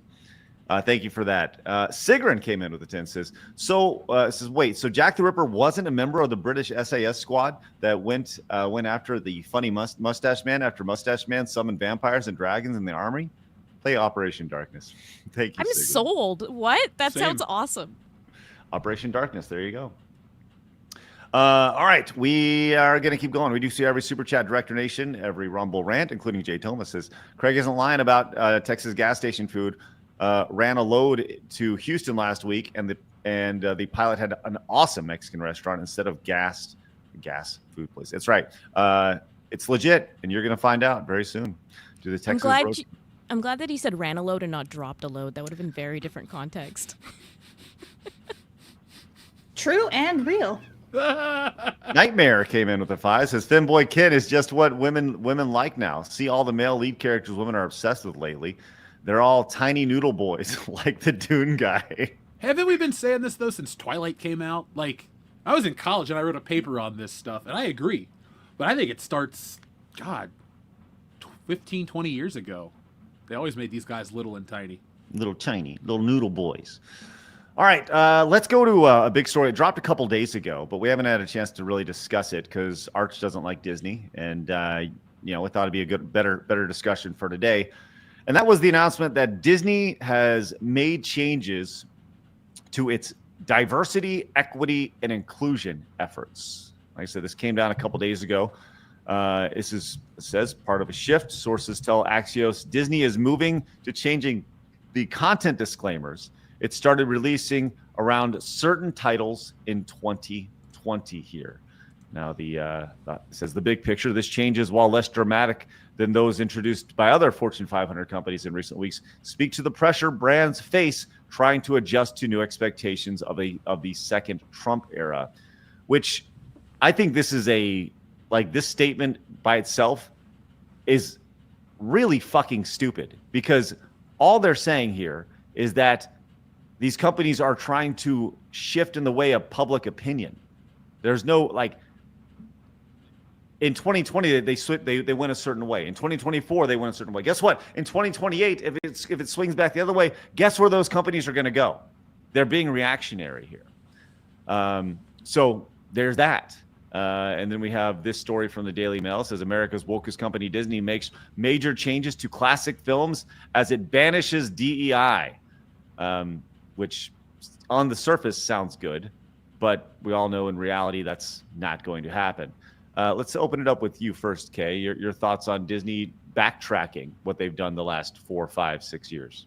Well, I think you put it perfectly. They're swaying with public opinion, and just wait until the next person is in office, and we're going to see them all revert that depending on who gets in, right? So, at the end of the day, it's just all a social money game to them. They don't actually care about standing by their own convictions. It's purely What the hell was that, Blabs? I'm so sorry. I went to type and start the chat to get a Rumble rant, and for some reason it didn't register. I clicked, so I started typing, and the shortcut started activating on StreamYards, and it just blew What the hell up. was that? That was amazing. I'm sorry. I was just typing in a Rumble, and it just brought it up. It didn't register my mouse. This is what people tune in for. Honestly. This is why we're number one, Blabs. That's right. Wow. Sorry, StreamYards doesn't like me very much sometimes. Oh my god. I'll just keep working. TLDR, Disney gay, and they'll always be gay. And they just are literally doing this just to bow to Trump. They don't care about actually doing this because they stand by the convictions of anything they're changing. I think it goes. I agree. I also think, though, they're not really reading the temperature of the room and seeing what public opinion is. They're going by what social media opinion is. And the big shift hasn't been, at least from my perspective, hasn't been in the real world. It's the conversation online, because everybody's fed up with things being the way they are. Oh, yeah. And so people used to just jump to the internet and have this fantasy fairyland utopia garbage that would be full of this DEI crap. And this is me, a guy who's supposed to benefit from it, thinking it's stupid. But I do think over the last, even before the election cycle, I think people had just been over the woke stuff, over this. They're even over of the outrage surrounding it. I agree. Like, it's a dead subject, and Disney's late to the party. And I think with them saying that, it goes to show you that everybody's off that train. And good luck if you're going to try to make entertainment like that, because it ain't going to work. I agree. I think that there's definitely fatigue when it comes to the reaction, the overreaction that was done by Disney and by all these other companies. Going back a couple of years ago to Target and their tuck-friendly swimsuits and stuff, and you see the literal financial backlash that people see, and it's not just people talking about it. They're voting with their wallets, and now you're seeing companies react based off of, like I said, it's not just the Trump presidency. It's the reaction to society by normal men. And, for me, Disney has to show me a long standard. Like they fucked up all the goodwill they had with me, right? To the point to where I have zero desire to go to Disney right now. Now, look, it's impossible to not consume Disney products on a day-to-day basis. They're such a giant mega global corporation that whether you're watching ESPN, guess what, owned by Disney. Whether you're watching Hulu, guess what, owned by Disney. Whether you're reading this, whatever, like Disney products touch you on a day-to-day basis in some way, shape, or form. But when I think of like Disney, I think of like going to the parks, and I have zero desire to go do that. I have zero desire to be surrounded by that, and I think that's like ultimately I'm going to do my best to vote with my wallet. But they have to show me a substantial length of time that says, okay, look, we have fucked up, we messed up, and we need to correct and bring things back to normalcy. But even with them saying that, I still go back to what like Kirsha says, is DEI is just getting rebranded. That's all it is. It's just getting rebranded. And I always have that in the back of my brain, and I'm just kind of cynical when it comes to that. I've been overly red-pilled when it comes to this, or maybe even black-pilled when it comes to Disney.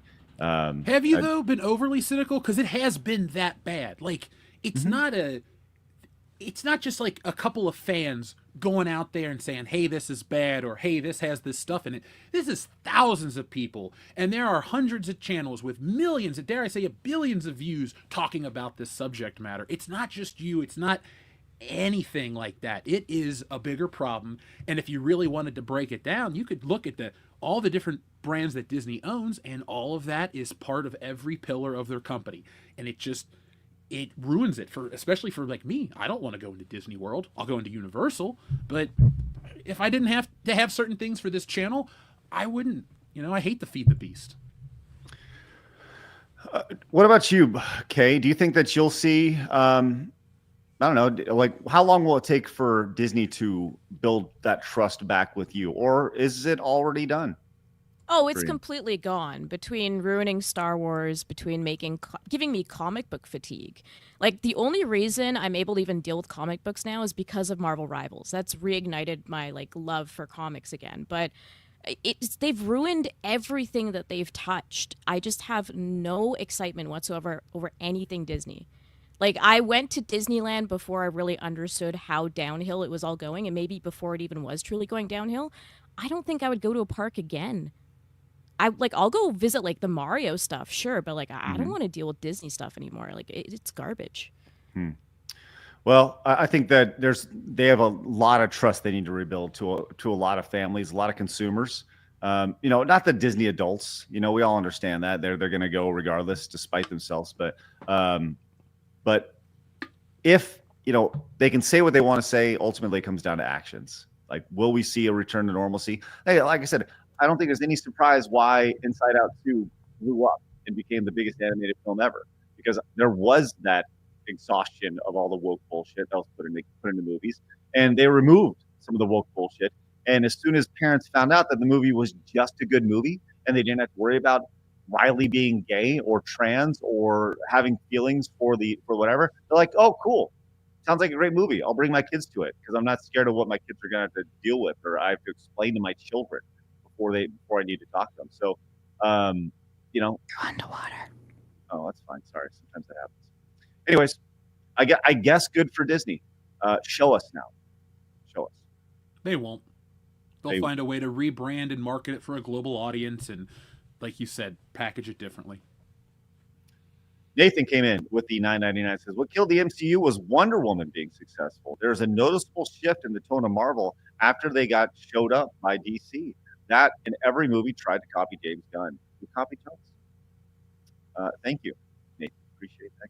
You're still a bit underwater, so let me just jump in for a second while that clears up.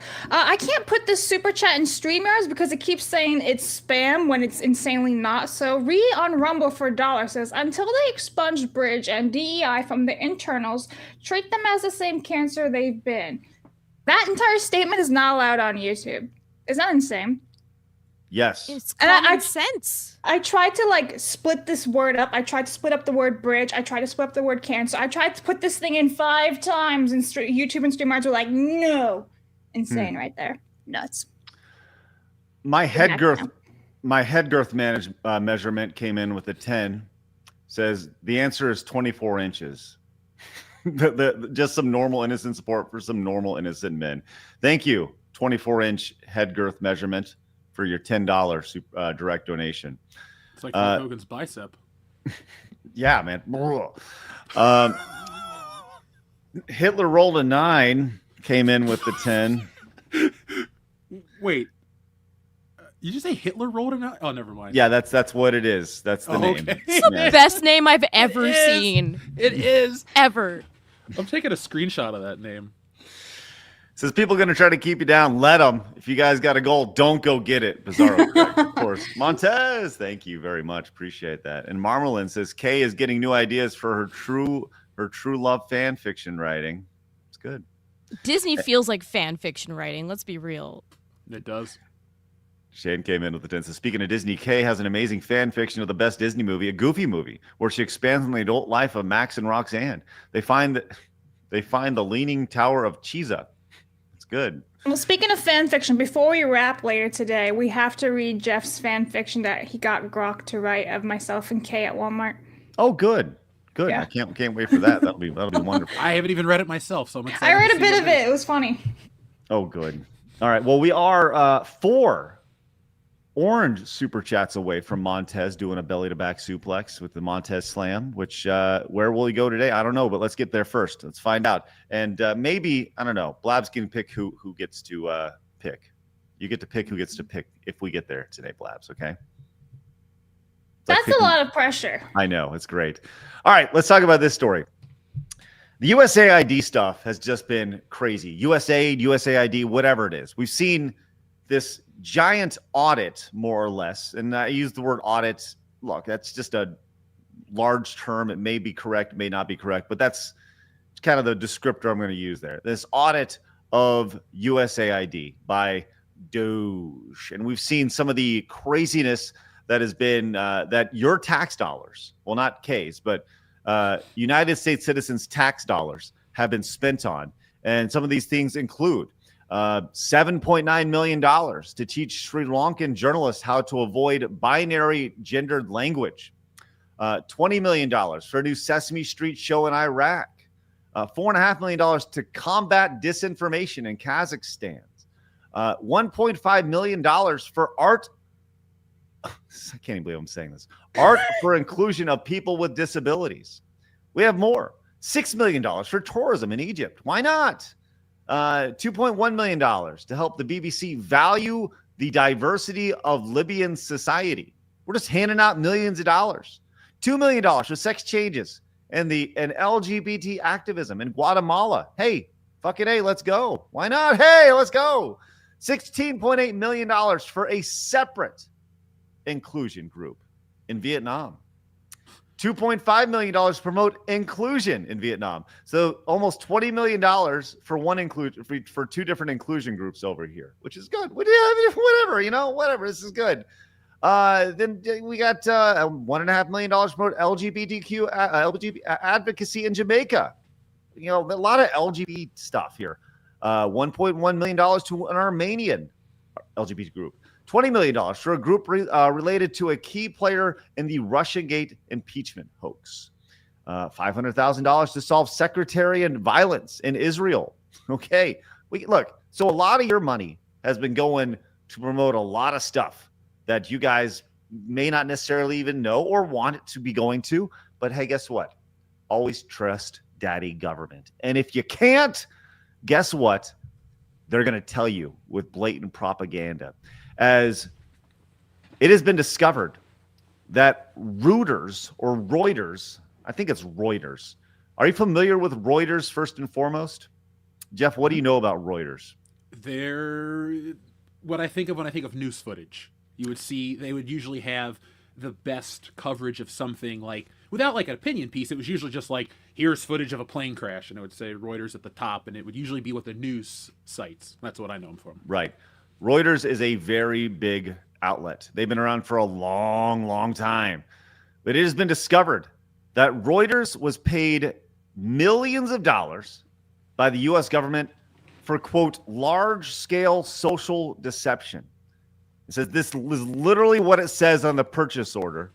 Now we know why the left is in total panic mode. The laws are literally closing in on massive scams. So I want to take a look at this here real fast. This actual breakdown. This is from USAspending.gov. You can see that the Department of Defense gave Reuters special services right here from 2018 to 2022. $9 million right here. $9 million. Let's see, contract summary over here. It's $9 million. And at the bottom of it, it literally says in the description, active social engineering defense, large scale social deception. This is literally in the purchase order right here to deceive the public. Jeff, I see you kind of staring blankly at the screen. Your thoughts? I'm not surprised. It's just kind of seeing the reality of a receipt. That's all. It's just like, holy crap. Because you kind of have to be oblivious or blind to not think a lot of this stuff's going on in general. It's not about conspiracies. It's why are they talking about this stuff, or why are these unimportant things real? And there we go. Now we know. There's a receipt for it. We live in a science fiction book. Seriously. We live in Minority Report, or I would say Blade Runner, but we're not that cool. But we're in this weird place where we know. And this is just a nice validation. The fact that it was so brazen to put in the description, like active social engineering defense and large scale social deception, like they have initials for these things. Like this is a fucking initial down at the bottom. LSD. Like they're down here. Maybe that's what they were on. Possibly. Kay, what do you think of all this? Are you surprised? I'm not surprised at all. And, I think everyone that denied this needs to put $5 in the Alex Jones was right jar, because holy moly, the amount of times. And think about all of the friends we lost, just like pointing this stuff out and all these things, getting people heated at us for pointing out the truth that was clear to us. And now there's receipts. Like, I feel physically angry looking at that because it's just like, we've been saying this for years. We've been shouting from the rooftops at how much deception there is. And it's loud and clear now. Now you have your proof. So it's just, and look, I'm a Canadian, so I know that it wasn't necessarily my tax dollars, but dear Lord, Canada also funds like a lot of stupid shit. So I'm angry on behalf the whole of world. America.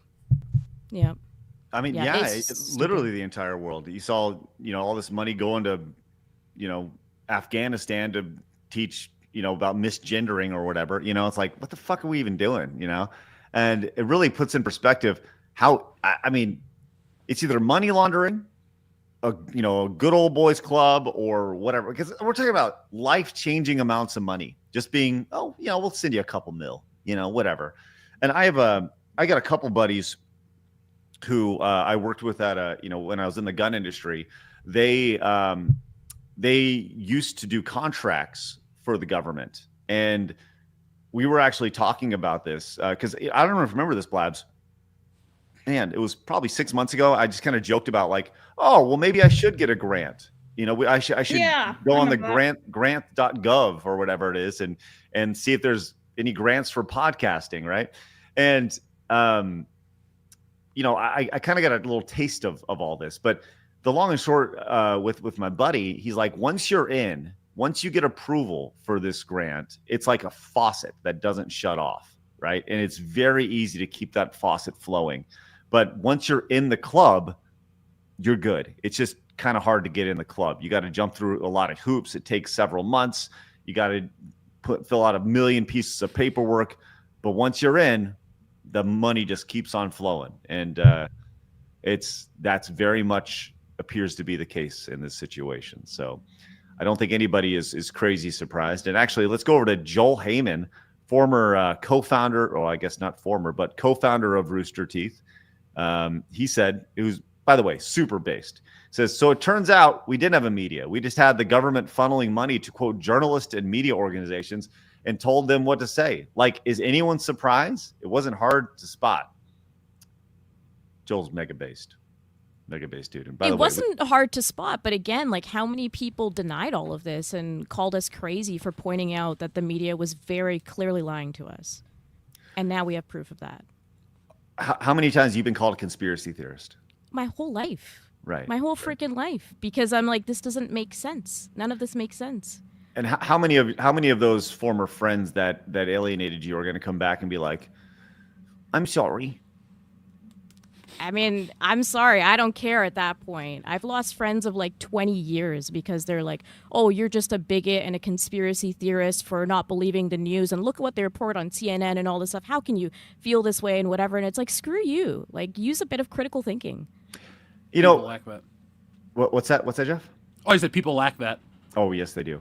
Curious, this is a legit question for anybody. Anybody tuning in, watching right now, anybody here on the panel, has anybody had a friend that was one time a friend that called you something, an istophobe, whatever, conspiracy theorist, whatever derogatory term they wanted to throw out, Hitler, Nazi, right? Seen any of the stuff that's coming out, just totally being exposed, and actually reached out to you and been like, yo, I'm sorry.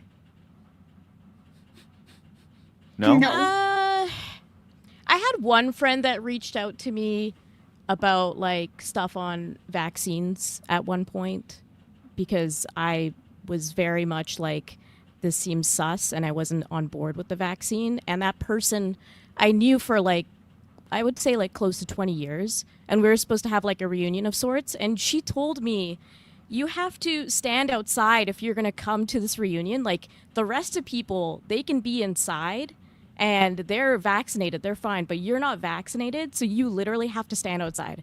And I was like, fuck you, I'm never speaking to you again. And they messaged me later to be like, look, maybe I was harsh, maybe you don't have to stand outside, maybe it's fine. And I was like, I'm not showing up to your stupid fucking meeting, I don't care. I'm not hanging out with any of you anymore, fuck you. Yeah. So yeah, I guess that would be the closest thing I would have to that, is I was like, no, I'm not like, and ironically enough, they were all the ones that were constantly getting sick and I was fine.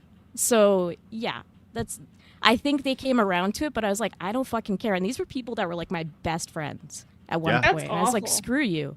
Like, you're really going to come to me and be like, you can't come into my home because you're not vaccinated? I'm like, and it's not like they're dealing, like, oh, we're dealing with elderly or whatever. Like, there was no excuse. It was just like people my age, totally healthy and fine, way more fit than me. And they were like, yeah, no, you can't come into our house because you're not vaccinated. I'm like, okay, fine, bye. Never speaking to you again. Well, if you just told them, Kay, that you were actually a child, they would have been fine. Your risk for the disease was less than anything. I asked if the kids menu. That's right. I want to give you some chicken tenders and some nice tendies and some French fries. I asked that question if anybody had anybody that had ostracized them or had blocked them out of life, and everybody said no except for John Harris. That was the only yes that I saw, that somebody came back and said that they actually got some sort of an apology. So, John, I would actually love to hear about that story a little bit. And yes, you're correct. Like I've said this before, there are people that I literally have taught. I taught this one guy to swim in a pool, and like I knew this guy for years.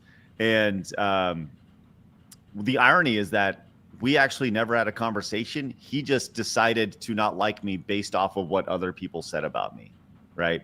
And it was very much like a brainwashing thing. It's like, dude, we literally were friends. Like I never said any, you literally know who I am. I taught you how to swim. It's like if you teach somebody to swim, I'm just saying, it's kind of like a golden rule that you're pretty good buddies. Just throwing it out there. So, well, it's crazy that you can't like disagree with people anymore either. Like, I don't care if other people decided to make decisions for themselves or if they stand politically different from me. That's your prerogative. Go ahead. But you notice that there's one side of it where they get super aggressive and they're just like, nope, never speaking to you again. And it might not even be that they had a direct conversation with you, anything. They hear something from someone else that mispaints something that you said once upon a time. You're in a different conversation. They read something on social media, especially like for you, Craig, like you're more of a public figure. So people will say things about you all the time, right? On the internet. And so I can't imagine the fact that like you might have friends that read stuff that random people on the internet are saying about you. Oh, dude! Then they're like deciding they don't want to talk to you anymore when they know you personally. I had a buddy, a mutual friend, reach out actually via DM. He's like, "Hey, did you hear what this person's saying about you online?" And I'm like, "No," and I don't give a shit, right? I legitimately don't care because I'm confident enough in who I am, right? And I'm confident enough in what I'm doing. I don't care. And the reality is that all the people who talk about me or say something about me, guess how many of them actually have reached out to me to get my perspective on it or get my thoughts on it? Zero people. So, let them talk. That's just more people talking about what we have going on over here. And I could care less. I legitimately could care less what people think. So, but I do care about the mystery coming in with a $20 Canadian monies, says Random Montez. That's right. We're at 7 of our goal of 10 today of our oranges, the 20 or more, because why not? Miku came in, says libs and progs are just going to wait until all this dies down and just pretend they were always anti-vaccine, anti-cancel culture. They always do that. We have the receipts. That's right. Nightmare says USAID is influence peddling through making countries used to the money think crack dealers threaten you to cut you off if you don't do what it wants. Yeah, right. Thank you, Nightmare. Appreciate that. Shadow Zero says a while back you guys mentioned using AI program to make shorts. Can I get that program name? Also a great show. Shadow Zero, link down below in the description. You can actually find it.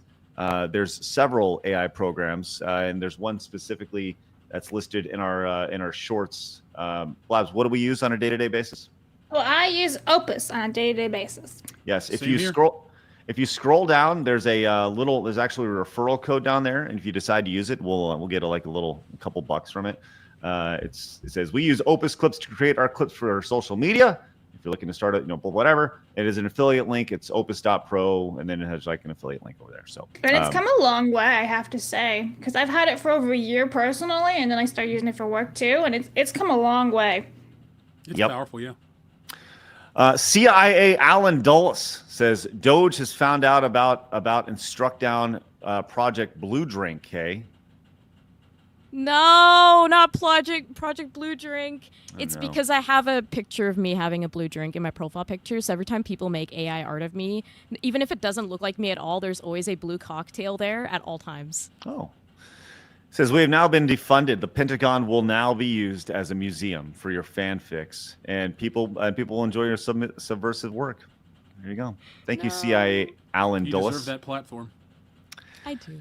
Kratos came in with the 20. Says this is for Kay to make a Montez fanfic. The only question is, which video game world will it be set in? Well, we're 2 20s away from that right now. Jay Toma came in with the 10. Says a 12-year-old relative of J.D. Vance has been refused a life-saving organ transplant because of not being vaxxed. People online are defending them. Never forget what they've done to society. That's fucked up. That's just absolutely insane. Suna came in and says, I would not be surprised if Trudeau is funding SBI and other DEI BS up here in Canada. It is also so embarrassing. It is also embarrassing to be a Canadian. I know. I wish I was American every day. It hurts my soul that I was born here. Well, I'm sorry for your loss. It's rough. Thank you. And yes. Although last night I did watch some of the hockey all-star stuff. That was pretty fun to see. A lot of Canadians love their hockey up there. I don't know if you've been keeping track of that. That's pretty cool. That's all we have. But even then, it's so you stupid. got Timmy's. Well, Timmy's is like owned by America or something now, isn't it? Yeah, we don't Burger even have that King. anymore. It happened in Yeah. like They ruined it here. 2015. We literally have nothing, and it's just all like literally. Yeah. Anyways, I don't know. I could go You on have a whole maple rant syrup. about that, but yeah, we have maple syrup. Yeah, let's stop at that. I mean, We have so maple does syrup, like sure. America though, because it's on the border. No, don't do this to me, Blabs. There's Let me Vermont have maple syrup and there's Canadian maple syrup. Yeah, but it's like right on the border, so it's literally the same shit. I'm trying to give her something. They have beer. Right, We have beer. listen, you They have the Habs, you have the Toronto Maple Leafs. You have a great national anthem that most people know because of popular culture. You have the I Julep hate our Festival. Okay, maybe I shouldn't say I hate our national anthem, but I hate that they made a change in the national anthem to take the Suns out because they're like, oh, we have to be That's true, you did. Yeah, Oh, we when don't did say that every time I sing the national anthem, I say Thy Son's Command, but they've actually removed that and they've retconned it, and they're like, no, we have to be more inclusive. Wait, Yeah, what? no. It's a gender neutral anthem now in Canada. What does it say? I hate my country. Thy people. All thy something. I don't even know because I just say all thy son's command. I don't it's even all pay thy attention. people's commands. Something like that. so All they of us, removed- all of us command. That's what That's it what is. it is. Yeah. It's complete garbage. And like even like at our hockey games, like they play like the fucking Indian anthem now. It's crazy. Like, What? yeah. It's Hello, this is Tech and Talk. Let me help you. hello, welcome to hockey. You enjoy. Anyways, yeah, I'm sorry. I'm so black-pilled on Canada, man. Like, I'm so jealous of everyone in America. You guys are really lucky. No, we're not. No, we're not. I mean, we are lucky, but Comparatively, Yes. and the country's repairing now, so good for you guys. You guys do have the Tulip Festival in like May in Ottawa. That's pretty. Apparently, there's a pickle festival happening here in September. I might have to go. Let's meet up. Yo, What let's the do fuck, it. dude? Our little like 4-foot asses walking through pickle festival. Can we go, Kay? Can we go? You I'll have go to there. film You this go and there. make a We'll meet up. documentary. all right. Let's go and finish up here with this one last story here because I know Jeff, you gotta be somewhere here real soon, so we gotta start. It's just wrapping Captain it up. America, but yeah. It's just Captain America. Well, but before we do, Shane O'Mac came in with a 20. Says, Kay, come on down and be one of us.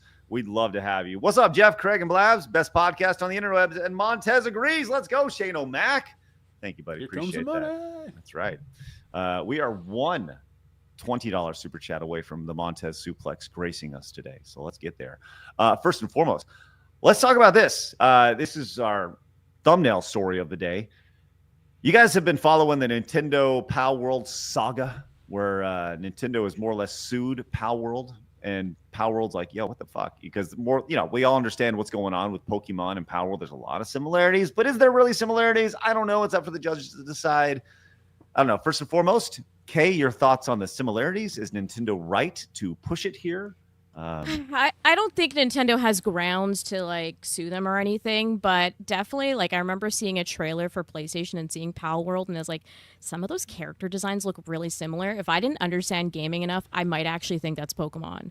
So like maybe on that level character design, but everything else, like all those things have been in gaming before. So it's just Pokemon is like the Apple of gaming, right? They do something and it blows up, and then they're just known for it, even though Android did it first.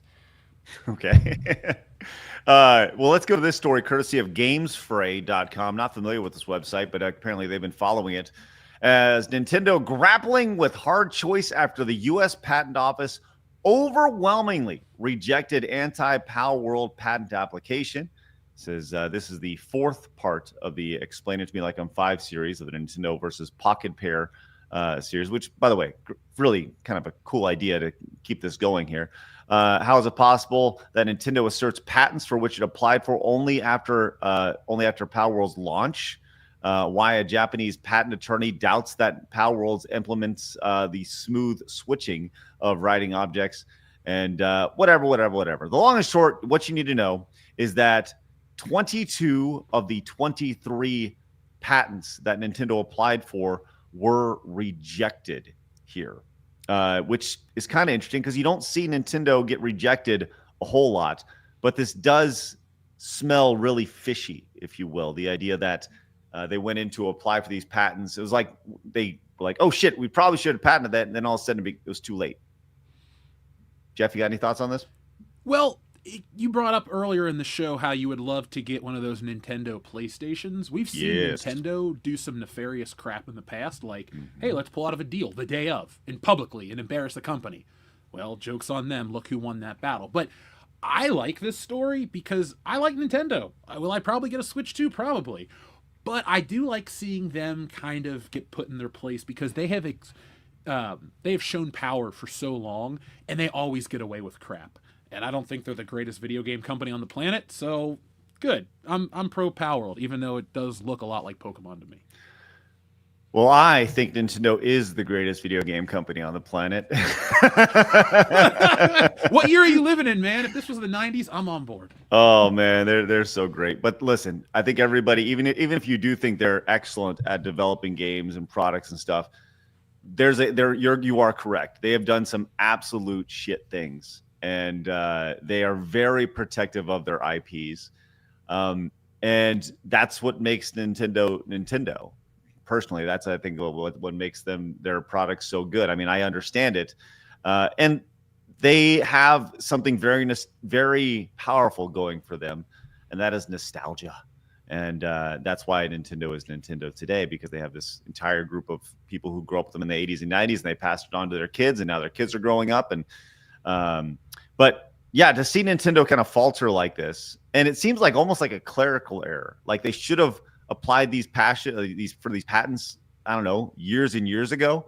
But obviously it didn't happen. So now it looks like Palworld is in the free and clear to do whatever the hell it wants to do, which is kind of intriguing to see what they do or if they do it. I don't know, Kay, you got anything on this? Well, it sets a precedent. Like, you're going to get slapped to half court if you think that you can just magically go in and, like, try to have lawsuits with all these companies over patents because you think that you own them. Like, it doesn't matter. Gaming should be a lot more open source than that. So, I mean, everything is inspired by everything, right? And I don't even think Palworld is a remotely similar game besides maybe having one or two things that kind of could scream Pokemon maybe. So I'm just happy to see it. I know that Nintendo usually steamrolls. They've got a lot of money, so they do tend to crush a lot of people in court. And it's nice to see them finally get a, hey, back up, bitch. We're able to make our game, so it's nice to see. Blabs, you got anything on that? I'm happy that Nintendo's getting struck down saying, nah, bitch. So, nah, bitch. Yeah. There we go. All right, excellent. Okay, well, let's go from Nintendo over to PlayStation and talk about their state of play yesterday. Did you guys watch the state of play? Oh, yeah, I did. What were your thoughts on it, Kay? I loved it. I mean, I didn't think it was like a strong PlayStation state of play, but there was games in there that I'm really excited for. So I wouldn't say it was like a good state of play, but there's stuff that I'm like, I need to play this day one. Well, here's a quick rundown of everything that happened in the state of play. Then there was a lot. There was a lot that was on several single-player games. Jeff, you mentioned Metal Gear Solid Delta, the Snake Eater release. You excited about that? Yeah, that's a day one purchase. I like Metal Gear Solid quite a bit. Mm-hmm. We saw Borderlands 4 get a release date, which is anybody like legit question? Is Borderlands still relevant? Is it because that movie came out? I liked it. You were the one. What, you liked the movie? No. Up until the movie came out, I was a okay. I was like, you liked the movie? No, God, no. Oh, that was garbage. Come on now.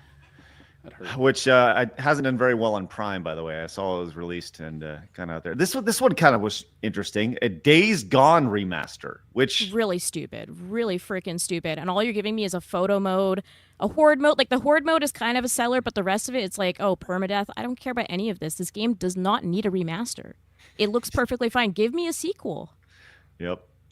They have also taken some elements from, well, this was kind of fun to see, Sonic Racing Cross Worlds, which has a bunch of different Sega characters in it in addition to Sonic characters. So that'll be interesting. We saw the Stellar Blade gets their, is it Nikkei? I believe it is. Is it Nikkei? Yeah. Yes, Nikkei crossover DLC, which was a big deal. And then this was kind of interesting to see WWE 2K25.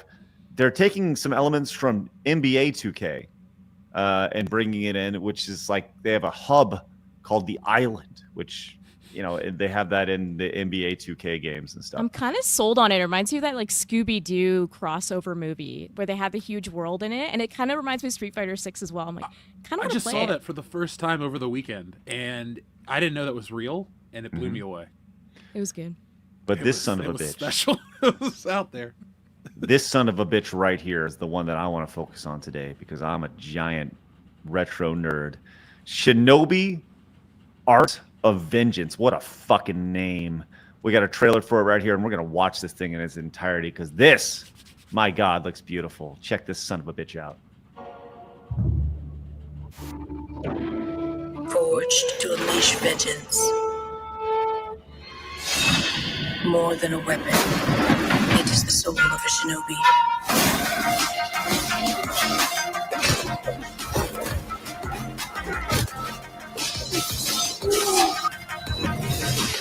No obstacle can stand in their way.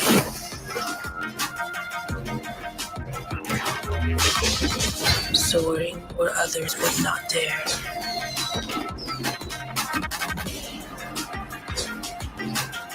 Striking with lethal precision.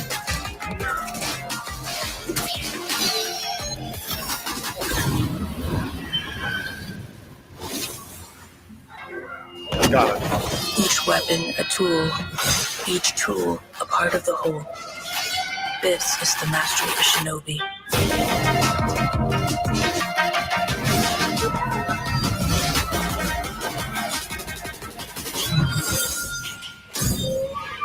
The legend continues. Yeah! Oh my God, that gets me excited. Shinobi Art of Vengeance. Kay, do you know anything about Shinobi? And it's okay if you don't. Well, it's a Sega property. I mean, I do know enough about Shinobi, but I'm really excited about this new one. I think it looks really good. I like the art style. It's Streets of Rage 4 team, right, I think? Or it looks like Streets of Rage 4 to me. Yep. Yeah, that's personally. exactly. So, yeah, I mean, I am not good at Shinobi, but I will play this one. Mm-hmm. Blabs, I know this does not look like a game that you'd truly be into. No? But I'm happy you guys are happy. Oh, okay. Jeff, did you ever play it all growing up? Of course. Yeah, Revenge of Shinobi was a early Sega game that I had. That, Streets of Rage 2 and Sonic 2 are like the ones I got right away. This game looks awesome, and I wish more video games looked like this instead of like worrying about ray tracing, 4K, all this. I like the animated style because it feels like a Super Nintendo game just classed up a bit. So this looks awesome to me. Well, I saw this from Justin Silverman over on X, and I thought this was so freaking funny. This is a guy talking about Shinobi from back in the day. It's Aaron. Check out what Aaron has to say. He was very excited about Shinobi. Motherfucking motherfucking Shinobi. The motherfucking Shinobi. Look at the motherfucker with the goddamn sword there. Let's bust the Shinobi out. Check it out. So tell me about the game Shinobi. What's it about? You know this game's about ninjas and dragons. Well, and... no, I don't. That's why you're going to tell us what the game's about. Check it out. The Shinobi. Check it out. He's going to fucking take the fucking sword and cut your fucking neck off. Isn't that scary? That's me right there. Check it out. I'm the motherfucking Shinobius. I'm the You're the Shinobius. I'm the Shinobius. That means the top of the fucking world. I love that so much. That's early internet right there. Oh, motherfucking Shinobi. Let's go. Check it out. Oh my God, I can't wait to check that shit out. Oh, that's outstanding. So anyways, that's coming out soon, I guess. I don't know. I don't even know. The countdown has started. Not soon enough, Craig. August 29th, 2025 is Shinobi. God, what a fucking name. Art of Vengeance. Hand-drawn Streets of Rage 4 style. Wow. So excited for that. That's the game that got me most excited out of that entire state of play yesterday. Oh, it's so good. Okay, Kay. Any closing thoughts on the state of play? You get the last thoughts on that. All right. Well, I was excited for Lost Soul Aside. So I caught the second half of State of Play first, and I was like, this sucks. And then I went back and watched the first half. We have a Digimon game coming out. I'm so excited for that. Lost Soul Aside. There was another game that looked similar to Lost Soul Aside in the Tides of Annihilation, I want to say. That game looked really good. And then there's also the Yakuza demo was announced yesterday, and I played it this morning, and I loved it. Go download the Pirate Yakuza demo, guys. You can download it on any system, and it's amazing. It's so fun.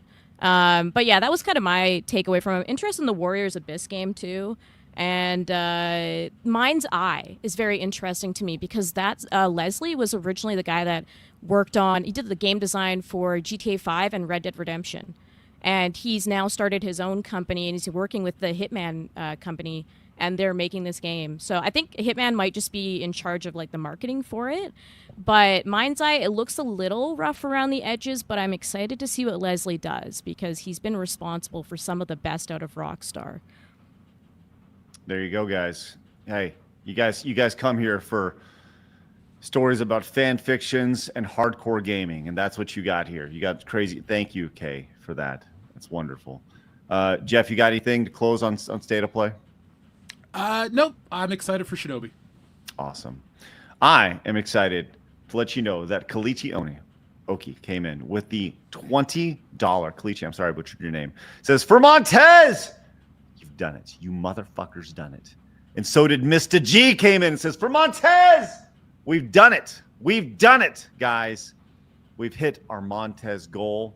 Now, Blabs, you get to pick. Who is it going to be? Who gets to pick where Montez does his Montez slam? Will it be Kay? Or will it be Jeff? So I'm actually going to pick Jeff because Kay's going to be around in the next couple of weeks anyway. She's going to be helping me out. Look at how sad Kay looks. She's so sad right now. Hello, darkness, my old friend. I'm not going to dig out my bucket hat for you now. I'm just kidding. Fuck off, Blabs. Look at that. Oh, man, you ruined the show. Ridiculous. All right. So, Jeff, you got to pick where Montez is going to do the Montez Slam today.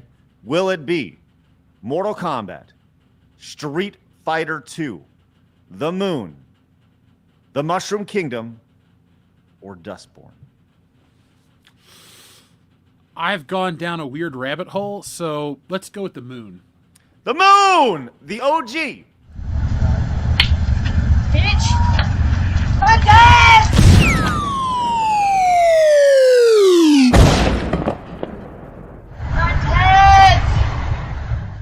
The origin story of Montez right there. In and out of the Montez right there. Well, thank you guys very much. Appreciate that. That is awesome. We got to our Montez goal today. Great stuff. It's not your birthday, is it?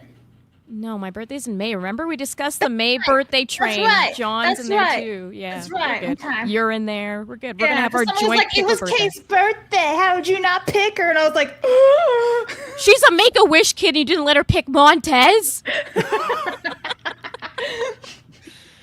Zorak came in with the $50 Direct donation over on Locals says, blue drink? I want some of that purple stuff. It's grape drink, baby. There's some grape drink for you. Thank you so much, Zorak, with the massive $50 support over there. There's a lot of support going on right there. That's greatly appreciated. That is huge support. Orthodox Monk says, Sam Hyde has a hockey team in Canada now. Now? Question. I bet they are fun. Oh, look at this. Fun, action-oriented, and go-getters. There you go, Orthodox Monks. Appreciate that. David says, game journalist. We need more inclusivity in games. Random black guy playing Shinobi. Literally me! Thank you, David. Appreciate that. All right. We do have a bunch of super chats we got to get to, including Kalichi coming in with a 10 over on the direct donation side. It says, the world is healing.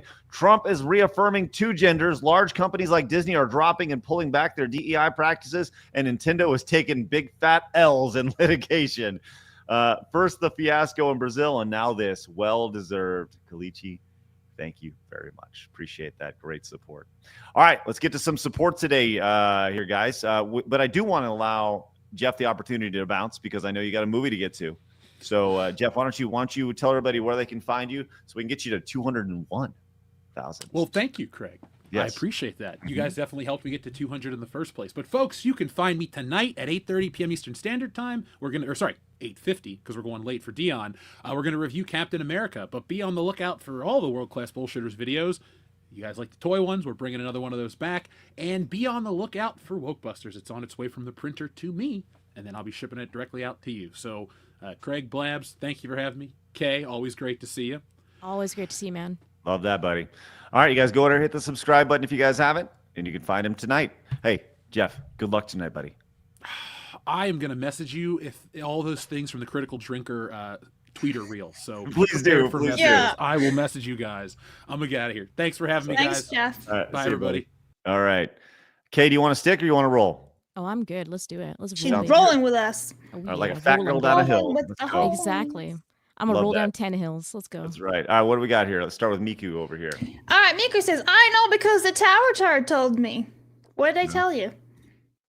Captain Palsy says, Montez. Thank you very much. Keyrock says, I would absolutely turn in for Blabs reads terrible Harry Potter fan fiction. Me too. I want to see this. Please. We're going to write that down, actually. I don't want to read the fan fiction. It's going to ruin everything. But I do want to read Jeff's fan fiction that he got Grok to read us. Internet historian did a great job videoizing My Immortal. Thank you for that one, MacLeod. Cookie Don. Anyone remember the Sonic 3 Happy Meal back when Sonic 3 came out for Sega Genesis? Yes. Oh my God, that took me back. Did you see you could literally see the nostalgia overflow. I'm so happy right now. Thank you for reminding me about that. Oh my God. Horrible. B. Barrett says, how much did Jack the Ripper seem like? Wolves is sad that Jack wasn't the VT doctor nicknamed SM3GMA. Hey, I got Smegma. Hey, I got this for you. Check this out. This is what happens on our show. We look for it. Where do the stars of Sega Sonic 3 go when the game's over? Sonic? Are you guys in there? Hey, here's a hint. They're at McDonald's in the $1.99 Sonic 3 Hamburger Happy Meal. Sonic launches with a push of a button. Tails flies who knows how high. And Robotnik barely dodges disaster. There's even this sweepstakes thing where 10,000 lucky folks will win free Sonic 3 cartridges. So if you're still looking for Sonic and his friends, I need to report a missing hedgehog. Take the kids to McDonald's, where what you want is what you get. $1.99 Happy Meals. Oh, I miss these commercials. And that's the classic Sonic look, too. Robotnik's about to win the race. Sonic's got his huge eyes. Oh, my God. That took me back. This is what we're doing here. See what they took from you guys? Do you see what they took from you? $1.99 Happy Meals. It's ridiculous. We were a country once upon a time. Well, we were, not you. Yeah, no, we never were. Yeah. What else we got here? Trucked says, Captain America throwing his mighty riot shields. Shit. Nightmare says, this is Kay's ideal Valentine's movie. No, why is James taking you if you don't want to go for Valentine's Day? What kind of shit is that? Because we do things that we find funny. So it was really funny, and then I realized what I signed up for. He's like, I'm gonna take you to Captain America. It's like, okay, that'll be hilarious. And I was like, wait, we're actually going though. I have to actually deal with that. So, but he is taking me to my favorite oyster place right before, so that's fine. Okay. Ooh, you like oysters? I love oysters. Oh my god, they're so good. Okay. What is that? Shade. That was some shade from Craig. Okay. You like salt of the sea? Okay. You like that? You like? I'm not even gonna say it. I know what you're trying to say, Craig. Hey, look, Mercenary says Disney will go out of business before year's end. No, they're not Mercenary. Yeah, I don't know where Mercenary gets his stats from. Primer says Canadian hockey 2 for 99, 2 for 99, 2 for 99. Bye, Craig. Ark says Nintendo deserves to be put in their place. Yeah, I agree. It's overreach. Thanks, Nathan Ark. says Nintendo only filed this lawsuit after Palworld got 2.2 million concurrent players on Steam. They were clearly threatened by legit competition. The worthy one says, y'all. On the hand says, y'all got Bret Hart, Chris Jericho, Kenny Omega, Trish Stratus, Petey Williams. Excuse me? Stratus. Stratus. Stratus. Yeah, we can't hear you when you're shouting. All of Team Canada from TNA. A lot of dope athletes. You know what? Yeah, we have wrestlers and we have comedians. That's the two exports that we have. The problem is that your comedians aren't funny anymore. Yeah. Excuse me, isn't Norm Macdonald Canadian? No, Norm Macdonald he may be the greatest of all. He's dead. Like yes, Listen, Blabs, he's dead and I'm sad about it. Why would you do that? Damn it, Blabs, you're gonna make me sit up. Damn it. Yeah, yes, but like, Norm Macdonald's dead. Stop reminding me modern about day Canadian comedians are not that great. Damn, Blabs. I'm just sad now. Norm. And we have John Candy with oh my god. Listen, Kay, I can't do this with her. Oh, it's my turn. Okay, hello everybody. Frosty says, wow, can actual side scroller on side scrollers? Yeah. J Tama for Canadian Strategic Maple Syrup Reserve. Nizanic says, Lost Soul Aside is my most wanted. May 30 is lit. Jesus, you're gonna give me like LSD or something doing this? Miku says, where's the DuckTales music on the moon, Craig? Copyright, probably. An Orthodox monk says, oysters Rockefeller, okay? That's it. We're caught up. Can I come? Listen. Hey! I love that I have that ability. That's great. All right, we are caught up, guys. Thank you very much for your support today. Outstanding stuff, whether you're tuning in over on, obviously, YouTube, Rumble, and, of course, sidescrollerspodcast.com. Circled on your calendar, guys. March 3rd, Monday, March 3rd. That's the big day for us. We're going to be rolling out our big plans for year 3. Get it? Year 3, 3rd of March, 3/3. Yeah, and we're doing a 3-hour show that day, too. And we're doing it live. Blabs is coming down to Texas. It's going to be great. With Phoenix. Live from your studio, you should mention, because we're always live. Well, yeah. We're doing it live in person, which will be good. Yeah. So, yeah, looking forward to it. It's going to be great. So kind of circle that on your calendar, 3/3. With that said, Kay, where can everybody find you? Well, thank you for having me, guys. I am Melee K, one half of Melee Games, and you can find me at Melee Games pretty much everywhere on social media. And I will say, guys, if you're a fan of Halo Infinite, next Tuesday, we're going to be doing a huge Customs Night event. So we're going to be playing Halo Infinite Customs. Dude1286 is helping us. So if you like that game, come play with us. It's going to be so fun. 28 people we can fit in that thing, and we got like half full already. So it's going to be a good time. Nice. That's awesome. All right. Great stuff, guys. Go find Melee Games and K everywhere. It's awesome. You can find Blab's link down below. We'll be back tomorrow. Who do we have on the show here on We have Valiant Renegade and You Mean the Movies Eric. Well, that's awesome. That'll be a great one between Eric and Valiant. That'll be really, really good. So with that said, we got a great show for you guys lined up tomorrow. Make sure you join us at 11 a.m. Central Time when we're back at it again. We're going to finish strong Friday, baby. You guys have a great rest of your day. And remember, people are going to try to keep you down. Don't let them. You guys got a goal. Go get it. See you guys later. Have a great day. Bye-bye.